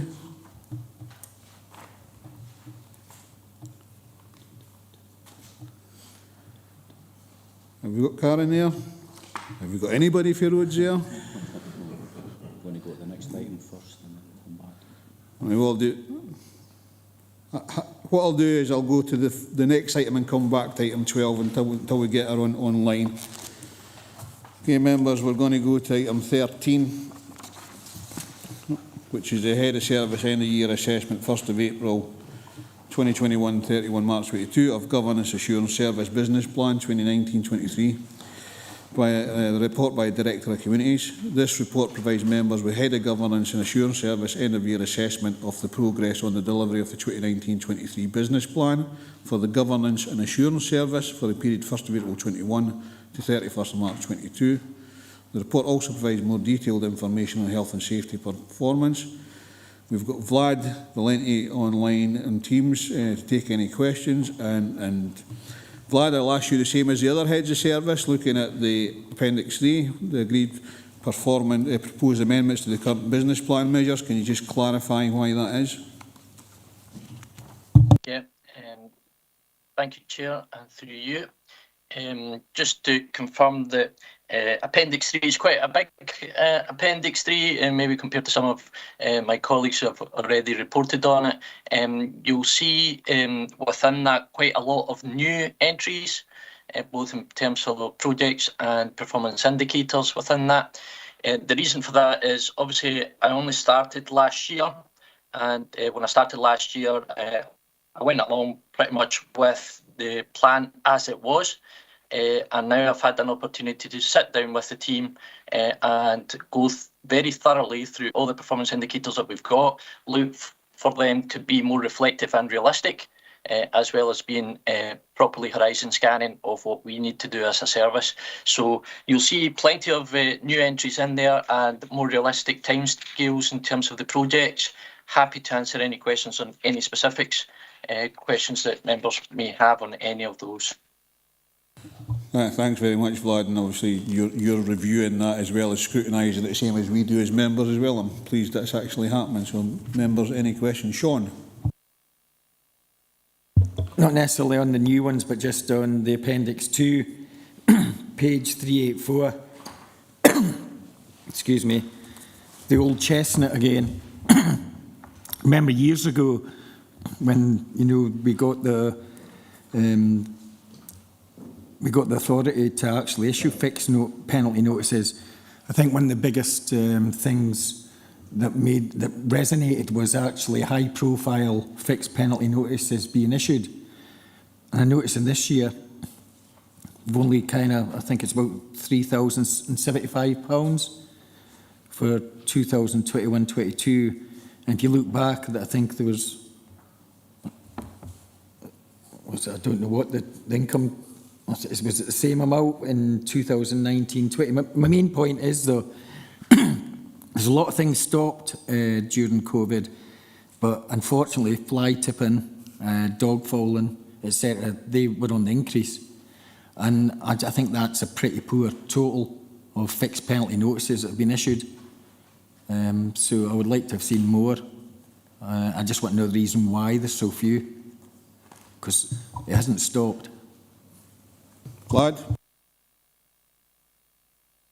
Yeah, thank you. I think the first point I would raise is that this is a number of fixed penalty notices that are mentioned within that particular income target.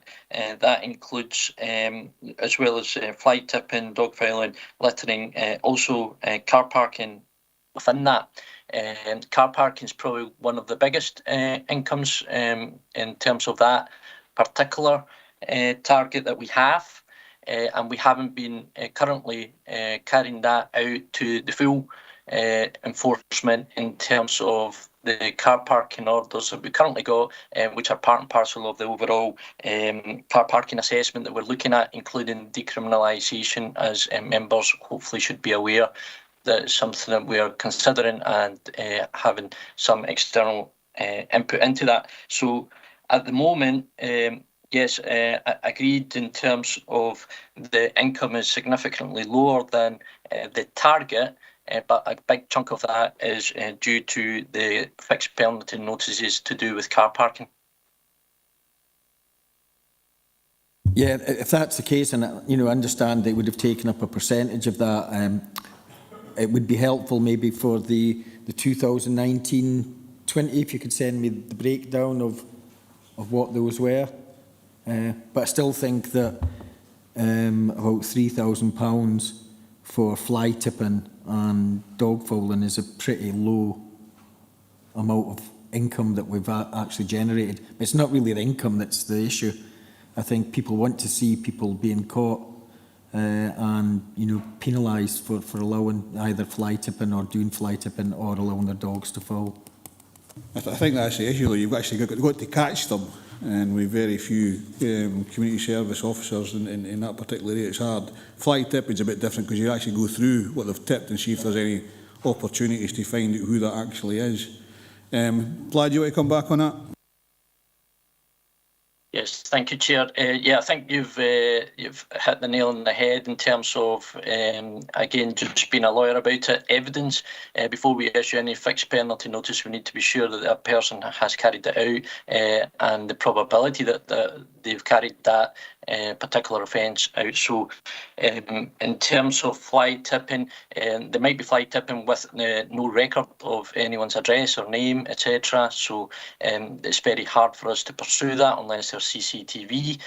And the same for dog fouling, unless you catch them in the act or there are sufficient witnesses for us to pursue that, then it's very difficult for us to be able to issue those fixed penalty notices.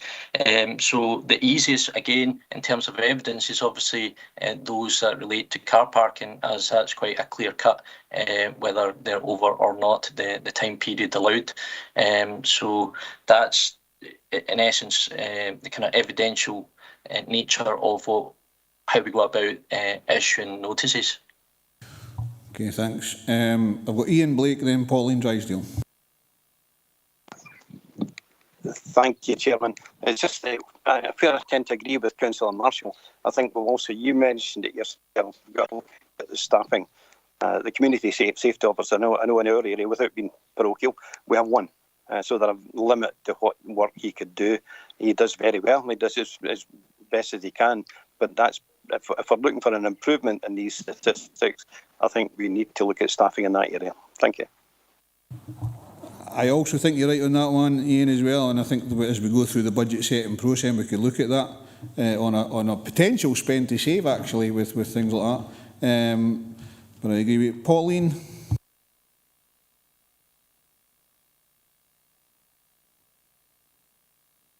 Thank you, Chair. Vlad, thanks very much for the report and for your consistent communication with us as members on all of our queries. It was just with regards to the item, oh, there's no page number here, on Appendix 1 for supporting the rollout of community public access to defibrillators. I always have trouble saying that word. My fellow councillor Ian Howie's been amazingly proactive in the West at teaching people how to use defib machines. But I think as chair of the Communities Committee and the vice chair, it'd be really sensible with regards to the raising numbers of people within our area, especially within the 40 to 50 year age group recently having suspected heart attacks and strokes and having to be rushed very quickly to Glasgow, the Jubilee, because I think we don't have an angiogram machine in Dumfries and Galloway Hospital. So I think as a council, we are really going to have to work quickly here to present some kind of app or poster campaign or campaign in the press to communicate to members of the public where the defib machines are. Even in my own ward, I had to scramble about to try and find out where they were all located. So it's just a suggestion going forward for the protection of our communities, but I'd really appreciate that maybe coming back to committee in a month and a half. And I know I'm constantly going on about it, but it's just that not that much seems to happen with regards to promoting where they are. Thanks very much, Vlad. Thank you, Chair. Well, let me give you a bit of advice on this one, Pauline, because I'm a first aid trainer and I do defib courses for communities within my ward. I've actually done about 15 of them over the years and was involved in a project in the Esk Valley to get 10 defibrillators up and down the valley there. The places where defibrillators are recorded by the NHS, and when somebody phones the ambulance, things like that, they can actually tell them where they are. But I understand where you're coming from, and if there's a potential that we can build an app in to the website, for instance, and say where these defibrillators are, that would be a possibility. I think the responsibility of it, though, however, lies with the NHS on this particular thing, and perhaps an action to Vlad to talk to the Integrated Joint Board of Health and Safety, Health and Social Care Partnership, to see if there's something that they can actually do there as well. I think that's right to raise that, and we can see how we can move that forward. Vlad? Yes, thank you, Chair. Yeah, happy to take away that action to speak to the partnership, as well as look to see what type of advertising we can do, both in terms of social media and otherwise. I'll speak to the communications team on that. I'll also take away the action that was mentioned earlier in terms of the breakdown of the budget, just to circulate that to members in terms of the previous years. Great, thanks. And just to advise you, I'm actually doing another defibrillator course with the Annan Walking Football on the 19th of October. So, there we go. Members can go to the recommendations. Members are asked to 2.1 review the end of year summary of performance for the Governance Assurance Service business plan for the period 1st April 21 to 31st of March 22, which includes the performance, information on health and safety and the management of risks within the service risk register. 2.2, scrutinise the exception report and consider whether the actions proposed are adequate to improve performance and future monitoring of areas which have not met the target, Appendix 2. And 2.3, agree the proposed amendments to current business plan measures at Appendix 3. Are we happy with those recommendations? Excellent, thanks. Can we go back to item 12 if Karen is online? So I take it you're on your phone now. Thank you, Chair. Yes, my sincere apologies, Chair, and members. I've lost connection at home, so I think I need a reboot. So I'm on my phone, so hopefully you can hear me. Thank you. Yeah, we can hear you fine, Karen. And just the same with the other heads of service reports at 2.3 was to agree the proposed amendments. Can you just clarify why those amendments are actually in there in short term as opposed to longer term? Yes, no problem at all, Chair. Thank you very much. So as detailed in Appendix 3, Roads and Infrastructure have 7 proposed amendments, as members will see. I'll run through each of them if that's okay. So the first one is in relation to the new parking strategy. Now, the detail of change there is we've asked for an extension of that project. The development itself has taken longer than we initially anticipated. And as members will remember, a report that was presented to the August committee as part of the Road Service Improvement Action Plan, members agreed to allocate up to a maximum of 100,000 to procure an external organisation to support the delivery of the parking strategy and the decriminalised parking enforcement feasibility study. I'm pleased to say that tender process and procurement work is now underway, and we are now progressing with that work. So that was the reason for the extension of that performance project. The second one is in relation to the Ryan Harbours revision order. Again, we've asked for a further extension up to July 2023. There have been discussions ongoing, and what I'd like to share with members is some of those discussions have been challenging. However, just over the last 6 weeks or so, in conjunction with governance and assurance colleagues, we've made positive steps, particularly with Stena, to progress those discussions. So I'm hopeful that we'll now positively be able to progress the Harbours revision order. The next 3 points are all in relation to the 3 flood protection schemes, so the White Sands, Langham and Newton Stewart. Now, all 3 schemes, as members will be aware, bring with them their own sets of challenges. All are significant schemes, and all have seen delays. Now, as detailed with Appendix 3, we now anticipate that we will bring back each of those projects under separate reports to future communities committee meetings. The last 3 points 2 points over the page are 2 new items. Now, members will see that the first one is a replacement of the burial system.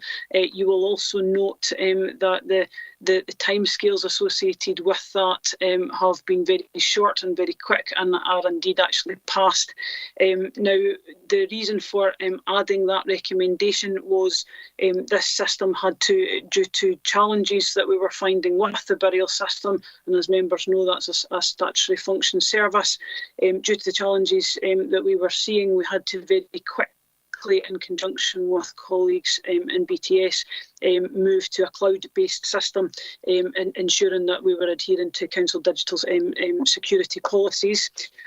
We wanted to highlight this project to members as it's a positive digital progression project to ensure the sustainability of the system going forward. So I was keen that it was formed part of the performance indicators and projects going forward. And the last item is the development of the new waste strategy, and we wanted that highlighted as a new project. And as members will remember, at the August committee, members agreed for a new strategy to be developed for waste as a whole going forward.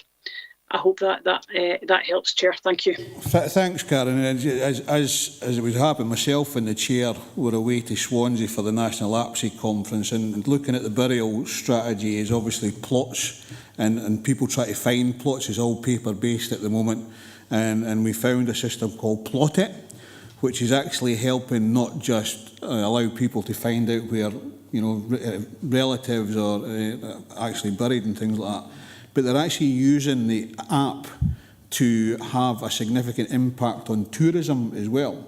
So basically there's a lot of history, as you can imagine, in Dumfries and Galloway, and the opportunity for this tourism stroke plot app to help people understand where their families are, or where significant burials are, like burns, for instance, and things like that, to have as part of the tourism strategy, then that can be looked at as well. So I think Robert Lowther has got the paperwork for that, and I think we should look at that as a potential opportunity for Dumfries and Galloway to improve those visiting the area, especially if they're looking for, ancestors and things like that. All right. Yeah, good. Members, any other questions? David, then Andy. Just a point on burials and burial plots and the purchase of the same. I think there was a bit of work requested a while back on how we treat that across the region. I'm just wondering where we are with that one. Karen? Thank you, Chair. Thank you, Councillor Ingalls. It is anticipated that a future report will be presented to Communities Committee in relation to an overarching burial strategy, which will also include the investment strategy for burial grounds across the region. So it's anticipated that in the next few months an initial report will be presented to members to agree the progression of that, which will include consultation mandate and to enable us to form, as I say, a future burial strategy for Dumfries and Galloway. Just come back for 1 second. We got an update recently on the flood scheme in Newton Stewart. I don't mean to be parochial, but it's been kicked down the road again until Easter spring next year, and I'm just wondering whether there's a lot of frustration in the area, and we really need to keep an eye on that one and get that plan published. I'll bring Derek in on this one. Thanks, Chairman. Thanks, Councillor Ingalls. For all members, the flood schemes are important. That's the first thing to acknowledge. So just to recognise the importance of keeping our communities safe is of paramount importance, and certainly clearly want to advise members that the intention is to bring a report to the December meeting of this committee detailing the position on all three schemes, because whilst these delays are frustrating, they are mainly due to procedural processes that we have to follow and ultimately keep us all safe. On the specifics of Newton Stewart, having been aware of a recent briefing, I've clarified the position with the officers and therefore can advise the ward members that there will be communication with you this week, which will confirm the Newton Stewart scheme, the proposed scheme, will be brought to this committee in December, in order that this committee can take a position on whether you now wish to publish that in the beginning of the calendar year. So I could reassure all members that there is absolutely no intention but to ensure that we progress these schemes in a manner that you would expect us to do, and hopefully that clarifies the position. Thank you, Chairman.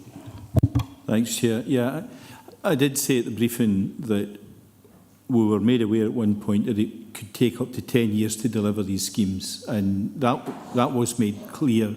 But I think it was only ever made clear once. And there's this expectations when you set targets and you say you're going to publish, and I think it's getting the message across that these targets are not set in stone, and it's a fluid situation. I think that's probably the issue.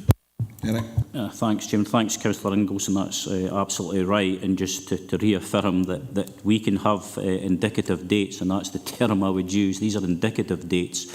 The biggest factor will be the recognition that all members understand as part of the budget development process is updating costs, and that's going to be a significant challenge. And ultimately, as we know, one of the advantages to the Council is that in relative terms we're only paying for 20% of the scheme costs. The bigger challenge is our partners at Scottish Government, who commit to 80%, and we do know that these schemes across Scotland are already oversubscribed. So there absolutely has to be that degree of realism with those indicative timescales, and therefore it is helpful when members represent that position. So there's a balanced view out there, and clearly in the case of particularly Langham, I'm quite clear work will commence very shortly to engage key stakeholders in relation to the very pertinent point that's been raised in relation to river management, river maintenance. So again, it's just to assure all members that it's not just all eggs in one basket in terms of flood prevention schemes, it's also looking at river maintenance as well. So it's very helpful that these points have been raised this morning. Thank you, Chairman. Thanks, David. Andy? Thanks very much, Chair. Can I just go back to what Karen said about some of the burial records? How far back have we digitalised? Because the real benefit is really old ones, because that's where we pick up money through the genealogy service we have. And so I think you're right, Archie, that app you're talking about would certainly help. But we should be treating it like an onerous task, but it's a task that's potentially going to lead us into extra business. But it will also make it much easier for people to research. I mean, I do it all the time for my family history stuff. It's if it's there, it's online, it's fantastic. And have we any idea of the time scale? I mean, I know the basement at McClue Street is packed full. Probably Cucubra is the same. Probably Wigton's the same. And probably Annan's the same. So it's a massive job, I would think. So, you know, what kind of timescale are we talking about here? Karen? Thank you, Chair, and thanks very much, Councillor Ferguson, for your question.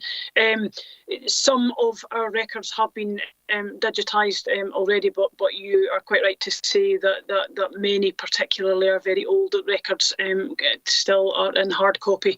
At this moment in time, I don't have a timescale in relation to when we would manage to digitise all of those.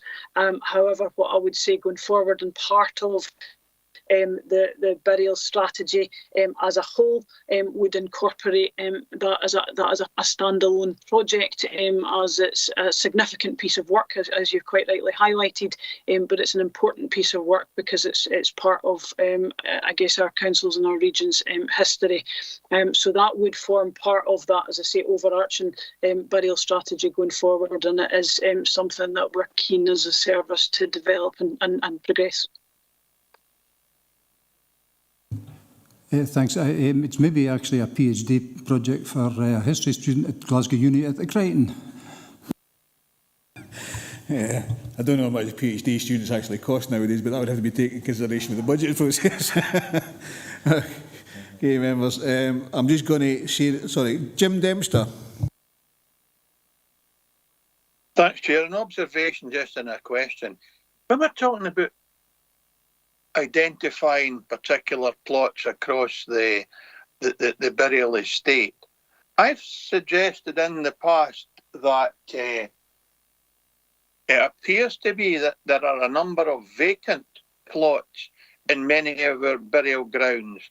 And although they might in the past allow people to buy plots, it may be that we should also look at which plots are actually being used and which plots we might be able to, for want of a better word, buy back, because there's little point in opening up new cemeteries, discussing pressure on cemeteries if there are lots of vacant plots that we could utilise with the agreement of the later owners. I just think that's something we should look at. And the other thing, quite different, and maybe no part of the discussion today, but I think it was last year when we talked about the new burial ground for Dumfries. The director agreed to bring forward a report on how we fund burial grounds across the whole of Dumfries and Galloway. And I know it's maybe not a pressing project, but I think it's something we should have a timescale on, Chair. Thanks for that. Thank you. Karen on the first point, and then Derek wants to come in a second. Thank you very much, Chair. In relation to vacant plots, for want of a better phrase, across the region, I guess as we move forward with the development of the burial strategy, that is something that we would investigate, but we would also investigate in relation to with the current burial ground rules, and actually where we stand in terms of selling layers at this current time, and we'd take into consideration and speak to colleagues in relation to what our options are going forward, if indeed it is an option for us to look to buy back plots, as you say, Councillor Dempster. So that's certainly something that we can pick up as part of the wider strategy work. Thank you. Derek. Thanks, Chairman. Thanks, Councillor Dempster. And the intention would be at our December committee, when we're looking at the capital investment strategy, that will capture the way forward in terms of burials investment. So thanks for that reminder. Thank you. Chair, thanks very much to both Derek and Karen for very helpful and positive responses. Thanks, Chair. Thanks, Jim. Okay, we'll move to the recommendations. Member, sorry, Vice Chair. Thanks, Chair. Yeah, just a quick one about the Harbour Revision Order. Now, my understanding was, I think it was a death about 7 years ago, and this has been ongoing. It seems an awful long time.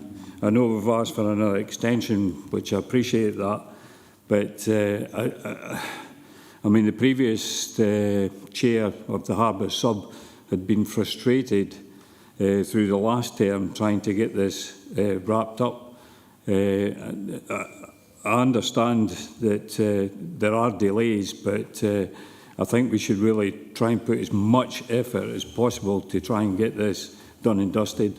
Thanks, Chair. Okay, Karen, so you can look at that, yeah. No problem, Chair. Thank you. Okay, members, we'll go to the recommendations. I'm not going to read them out because the last four have been the same recommendation. I'm just going to say members are asked to at 2.1 review, 2.2 scrutinise and 2.3 agree. Okay.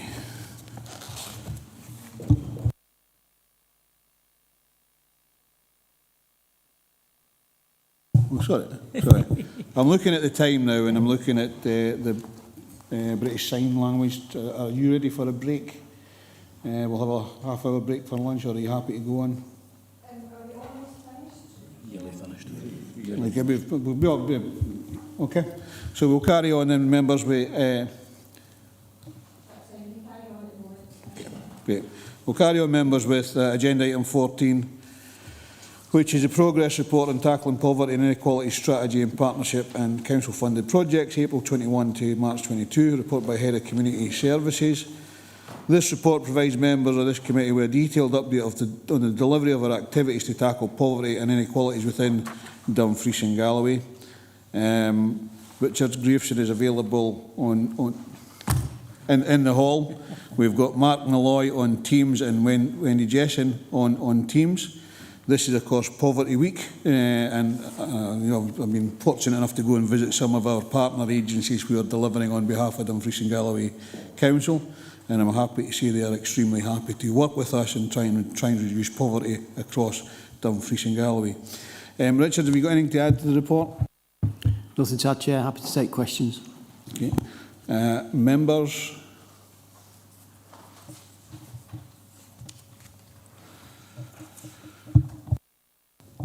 Can I just say on behalf of the committee, both to Mark and Wendy, thank you very much for all the work that you're doing on this, and long may your arm reach to everybody else, and hopefully we don't have as bad a problem as we think we will have.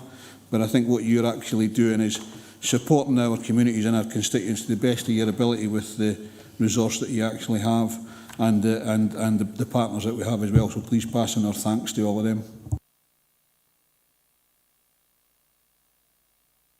Okay, members, so we'll go into the recommendations. We have to note the development and progress of Dumfries and Galloway Poverty and Inequality Partnership, as detailed in this report. And 2.2, agree that the Communities Committee receive 6 monthly progress reports on the Council's actions in the Poverty and Inequality Strategy Action Plan. Get my teeth in. Paragraph 3.32. We're happy to agree? Sorry, Andy. Can we also put in there, commend the staff and their partner organisations across the region for all the work they've put in, particularly over during COVID and over the rest of the period. They're unsung heroes. Nobody knows about them. There's nobody clapping for the anti-poverty team. Maybe it's time folk did. I think that would be appropriate, Andy. So we'll put in there as recommendation 4 to commend the staff and their partners for the work they're doing in poverty. Thank you very much, folks. Okay, we'll now go on to item 15, which is the Community Asset Transfer Annual Report 21-22. This is a report that presents members with the Council's 5th Community Asset Transfer Annual Report prior to publication as required by the Community Empowerment Act, Scotland Act 2015. Richard's still in the hall, he's not on Teams, and as with Jamie Ferguson, he's on Teams as well. This is an annual report, as I suggested, members. This is not about the community asset transfers themselves in each of the wards. This is about a report that goes forward to Scottish Government every year. The members have any questions? Unless you've got anything to add to the report, Richard, no? Jamie, you got anything to add to it? Nothing to add, thanks, Chair. Happy to take questions. Thank you, Councillor Little. Thank you, Chair. Before I ask my question, sorry, Jamie, we've got a couple of typos. Wanted to point out on page 423, we've got, I think, 3 items that date it as 2002. So the 22, okay. And on page 424, Ward 8 is Locker, so that's Ward 6. It should have been for North West. Sorry, I hate doing that, but it's just good to have the right information. No, you're fine. Thanks for that. We'll amend. Yeah, please, not a criticism, just point out. My question is page 417 on the 5th point, that when we listened to stakeholders and they told us that good practice would address some of these issues. Number 5, the clear timescales for each stage of the application, from validation to decision to offers being made. Where we've agreed a transfer an asset and there's been delays, how does that affect our legal duties? And is there an exception report that could capture the reasons for any delays that we have? Thanks for the question. Yeah, we can certainly put that in exception report for future. When we ask communities for their feedback, we divide it into various categories, as you'll see. Legally, I suppose if you're asking legally around the question, the guidance, the Scottish Government guidance, is for 6 months from decision to actually transacting. Normally we achieve that. There is a bit of wiggle room in that, Councillor Little, in that if the parties agree, if they mutually agree that there would be reasons for taking longer, then that can be extended. And often the issues can arise between the legal of the applicants and the council's legal. And each case can be quite individual in that. There's things that just can arise in terms of what's acceptable to both parties. By both parties, I don't mean necessarily the applicants and the council. I mean the applicants legal and the council. So these can take longer. But certainly if it's something that members would be interested in, just to know some of the reasons and some of the case studies, perhaps, without breaching confidentiality in it, obviously, as to what can intervene, certainly that could be included. It probably wouldn't be included in this report, because this report is kind of prescribed, I think, as the chair was saying. This report asks for what support we give to communities, and purely for the numbers of applications that were agreed or declined, but certainly couldn't include it in future reports. Yeah, that's great. Thanks, Jamie. Okay, just for advice, Ian Blake's lost connection, has left the meeting now, and we've got Dougie Campbell, please.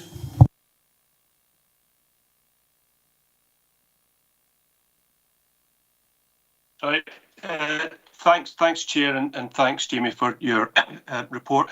I was just reflecting there that a lot of the buildings that we support communities with asset transfer are cold and old, and we're seeing rocketing energy prices. And I'm just wondering, in terms of the development of business plans when we're supporting community organisations take over buildings, do we factor this in? And what support can we give to organisations in terms of the energy efficiency of the building, because all elected members will know that often these buildings are really cold, and I think a big factor in that is the inability of the organisation to meet the cost of energy, which is obviously becoming a real issue now. Thanks, Chair. Jamie? Thanks for the question. Yeah, I think you're right. That would be the first thing to say. I think you're absolutely right. I was out with one of the ward officers the other day up at Cresswell Gardens in Dumfries, up at the men's shed there. Fantastic organisation, doing fantastic work with men around employability, volunteering, loneliness, isolation, shortly to become a people's shed rather than a men's shed, because there's women's groups joining that shed as well, I believe. But worried about rising energy costs and looking for support to revise their business plans to take account of that, Councillor Campbell. So I think there's a realism in this. I know our ward officers and ourselves advise community groups on their business plans. We get support that as appropriate from other colleagues, including our economy and development colleagues. And certainly that'll be something we need to have realistic conversations with communities around that. I would just add as well, Councillor Campbell, you'll know that during COVID, you'll see from the report here last year, there was 5 essentially community asset transfers. It's beginning to pick up a wee bit now. We've got 3 going through area committees and common good at the moment, heading for, as you know, heading for finance, procurement, transformation in November. But certainly that's a discussion that we're having at the moment with ward officers and other colleagues supporting community groups. It's just that realism around the business planning and the potential for rising energy costs and other costs, to be frank. So we're looking with third sector colleagues as well to advise and support in terms of funding, but also just that realism of going over the business plans to ensure that the business plans are robust and that the applicants for the building have a plan that can actually wash its face at the end of the day. Doesn't always work out that way, because some of the client groups don't lend themselves to charges, so we have to look at the business plans carefully. But thanks for the question, it's a good one. Thanks, Jamie. Happy with that, Dougie? Yeah, thank you. Okay, Andy? Thanks, Chair. Old hot potato, Jamie. Where do we stand with properties that we're asking or people are seeking a CAT transfer where they're not within the waterproof? And what's the relationship then between how property services deal with it and how the CAT team deal with it? Because to me, it seems immoral that we would be passing something on and then they've got a new roof to put on, for example.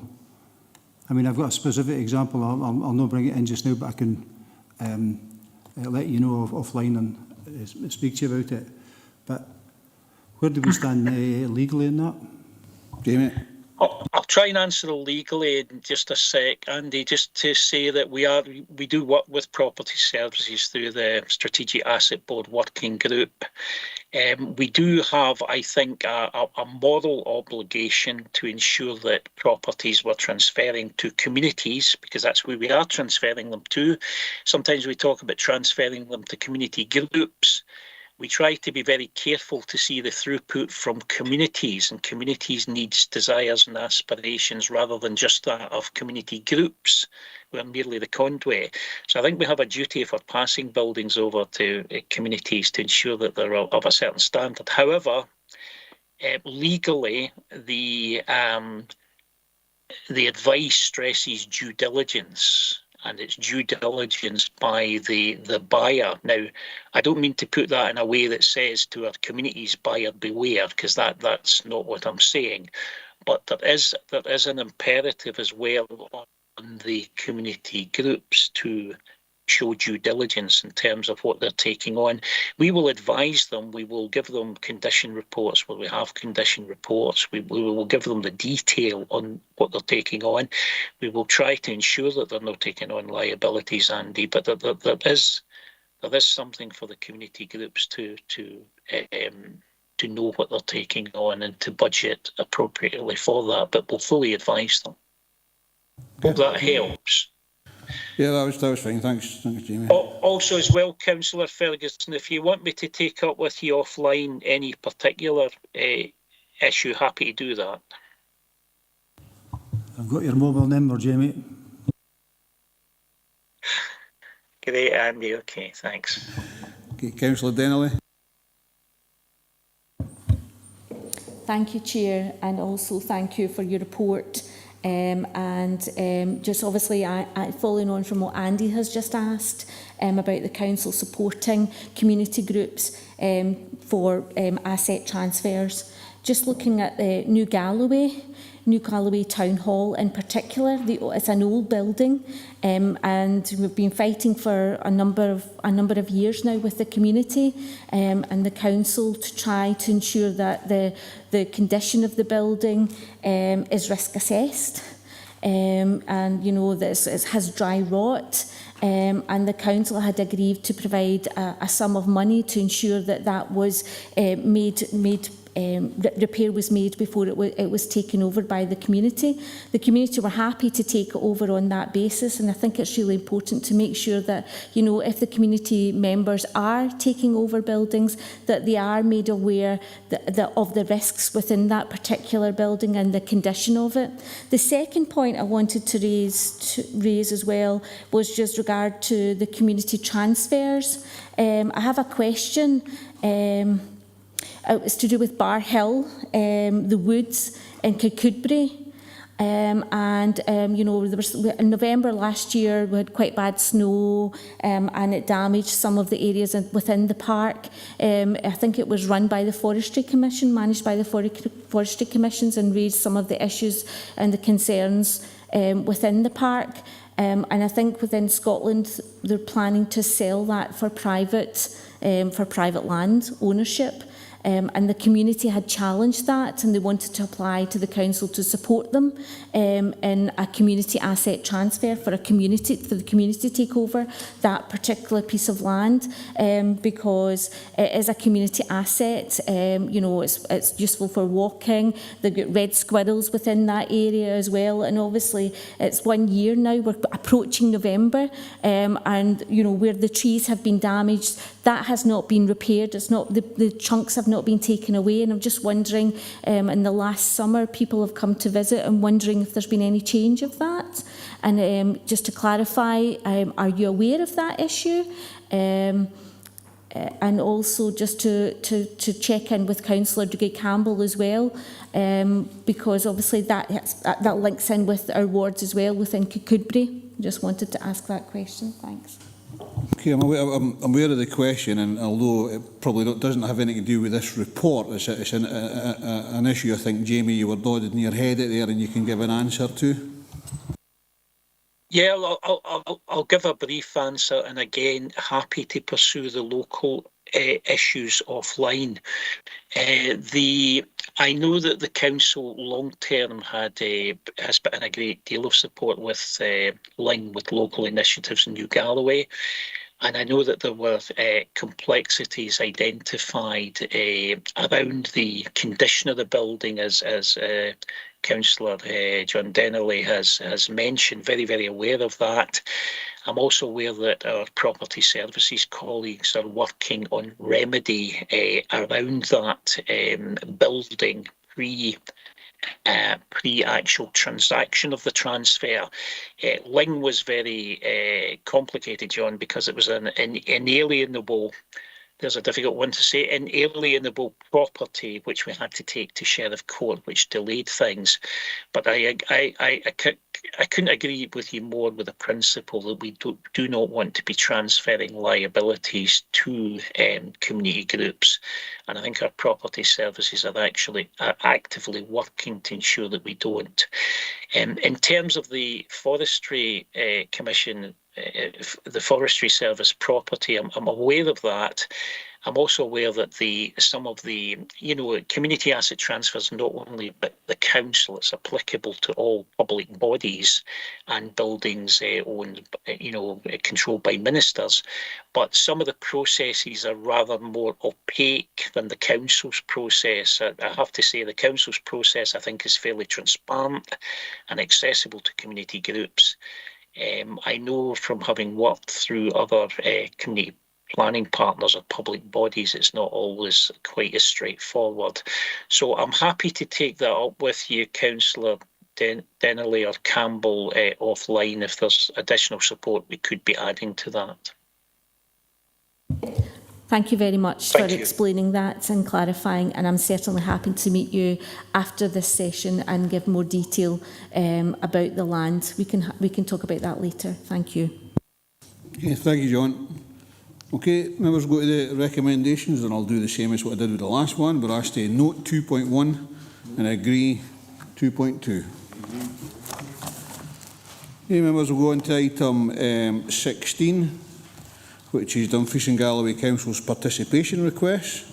This report presents members with a draft participation request annual report for 21-22 for comment prior to publication as required by the Community Empowerment Act, Scotland Act 2015. Richard Greaveson is available in the hall to take any questions, with Jamie Ferguson also in attendance to answer any specific questions. Members? Okay, I think it's pretty straightforward, Jamie and Rich. So we'll just go to the recommendations then. Are we happy to note 2.1 and we didn't need to comment because everybody's happy with it on 2.2. Okay. Thank you very much, members, for your participation today. I shall look forward to the next Communities Committee. I have no further business. Thanks to the officers and members for the questions and the responses, and I'll see you at the next one. Thank you.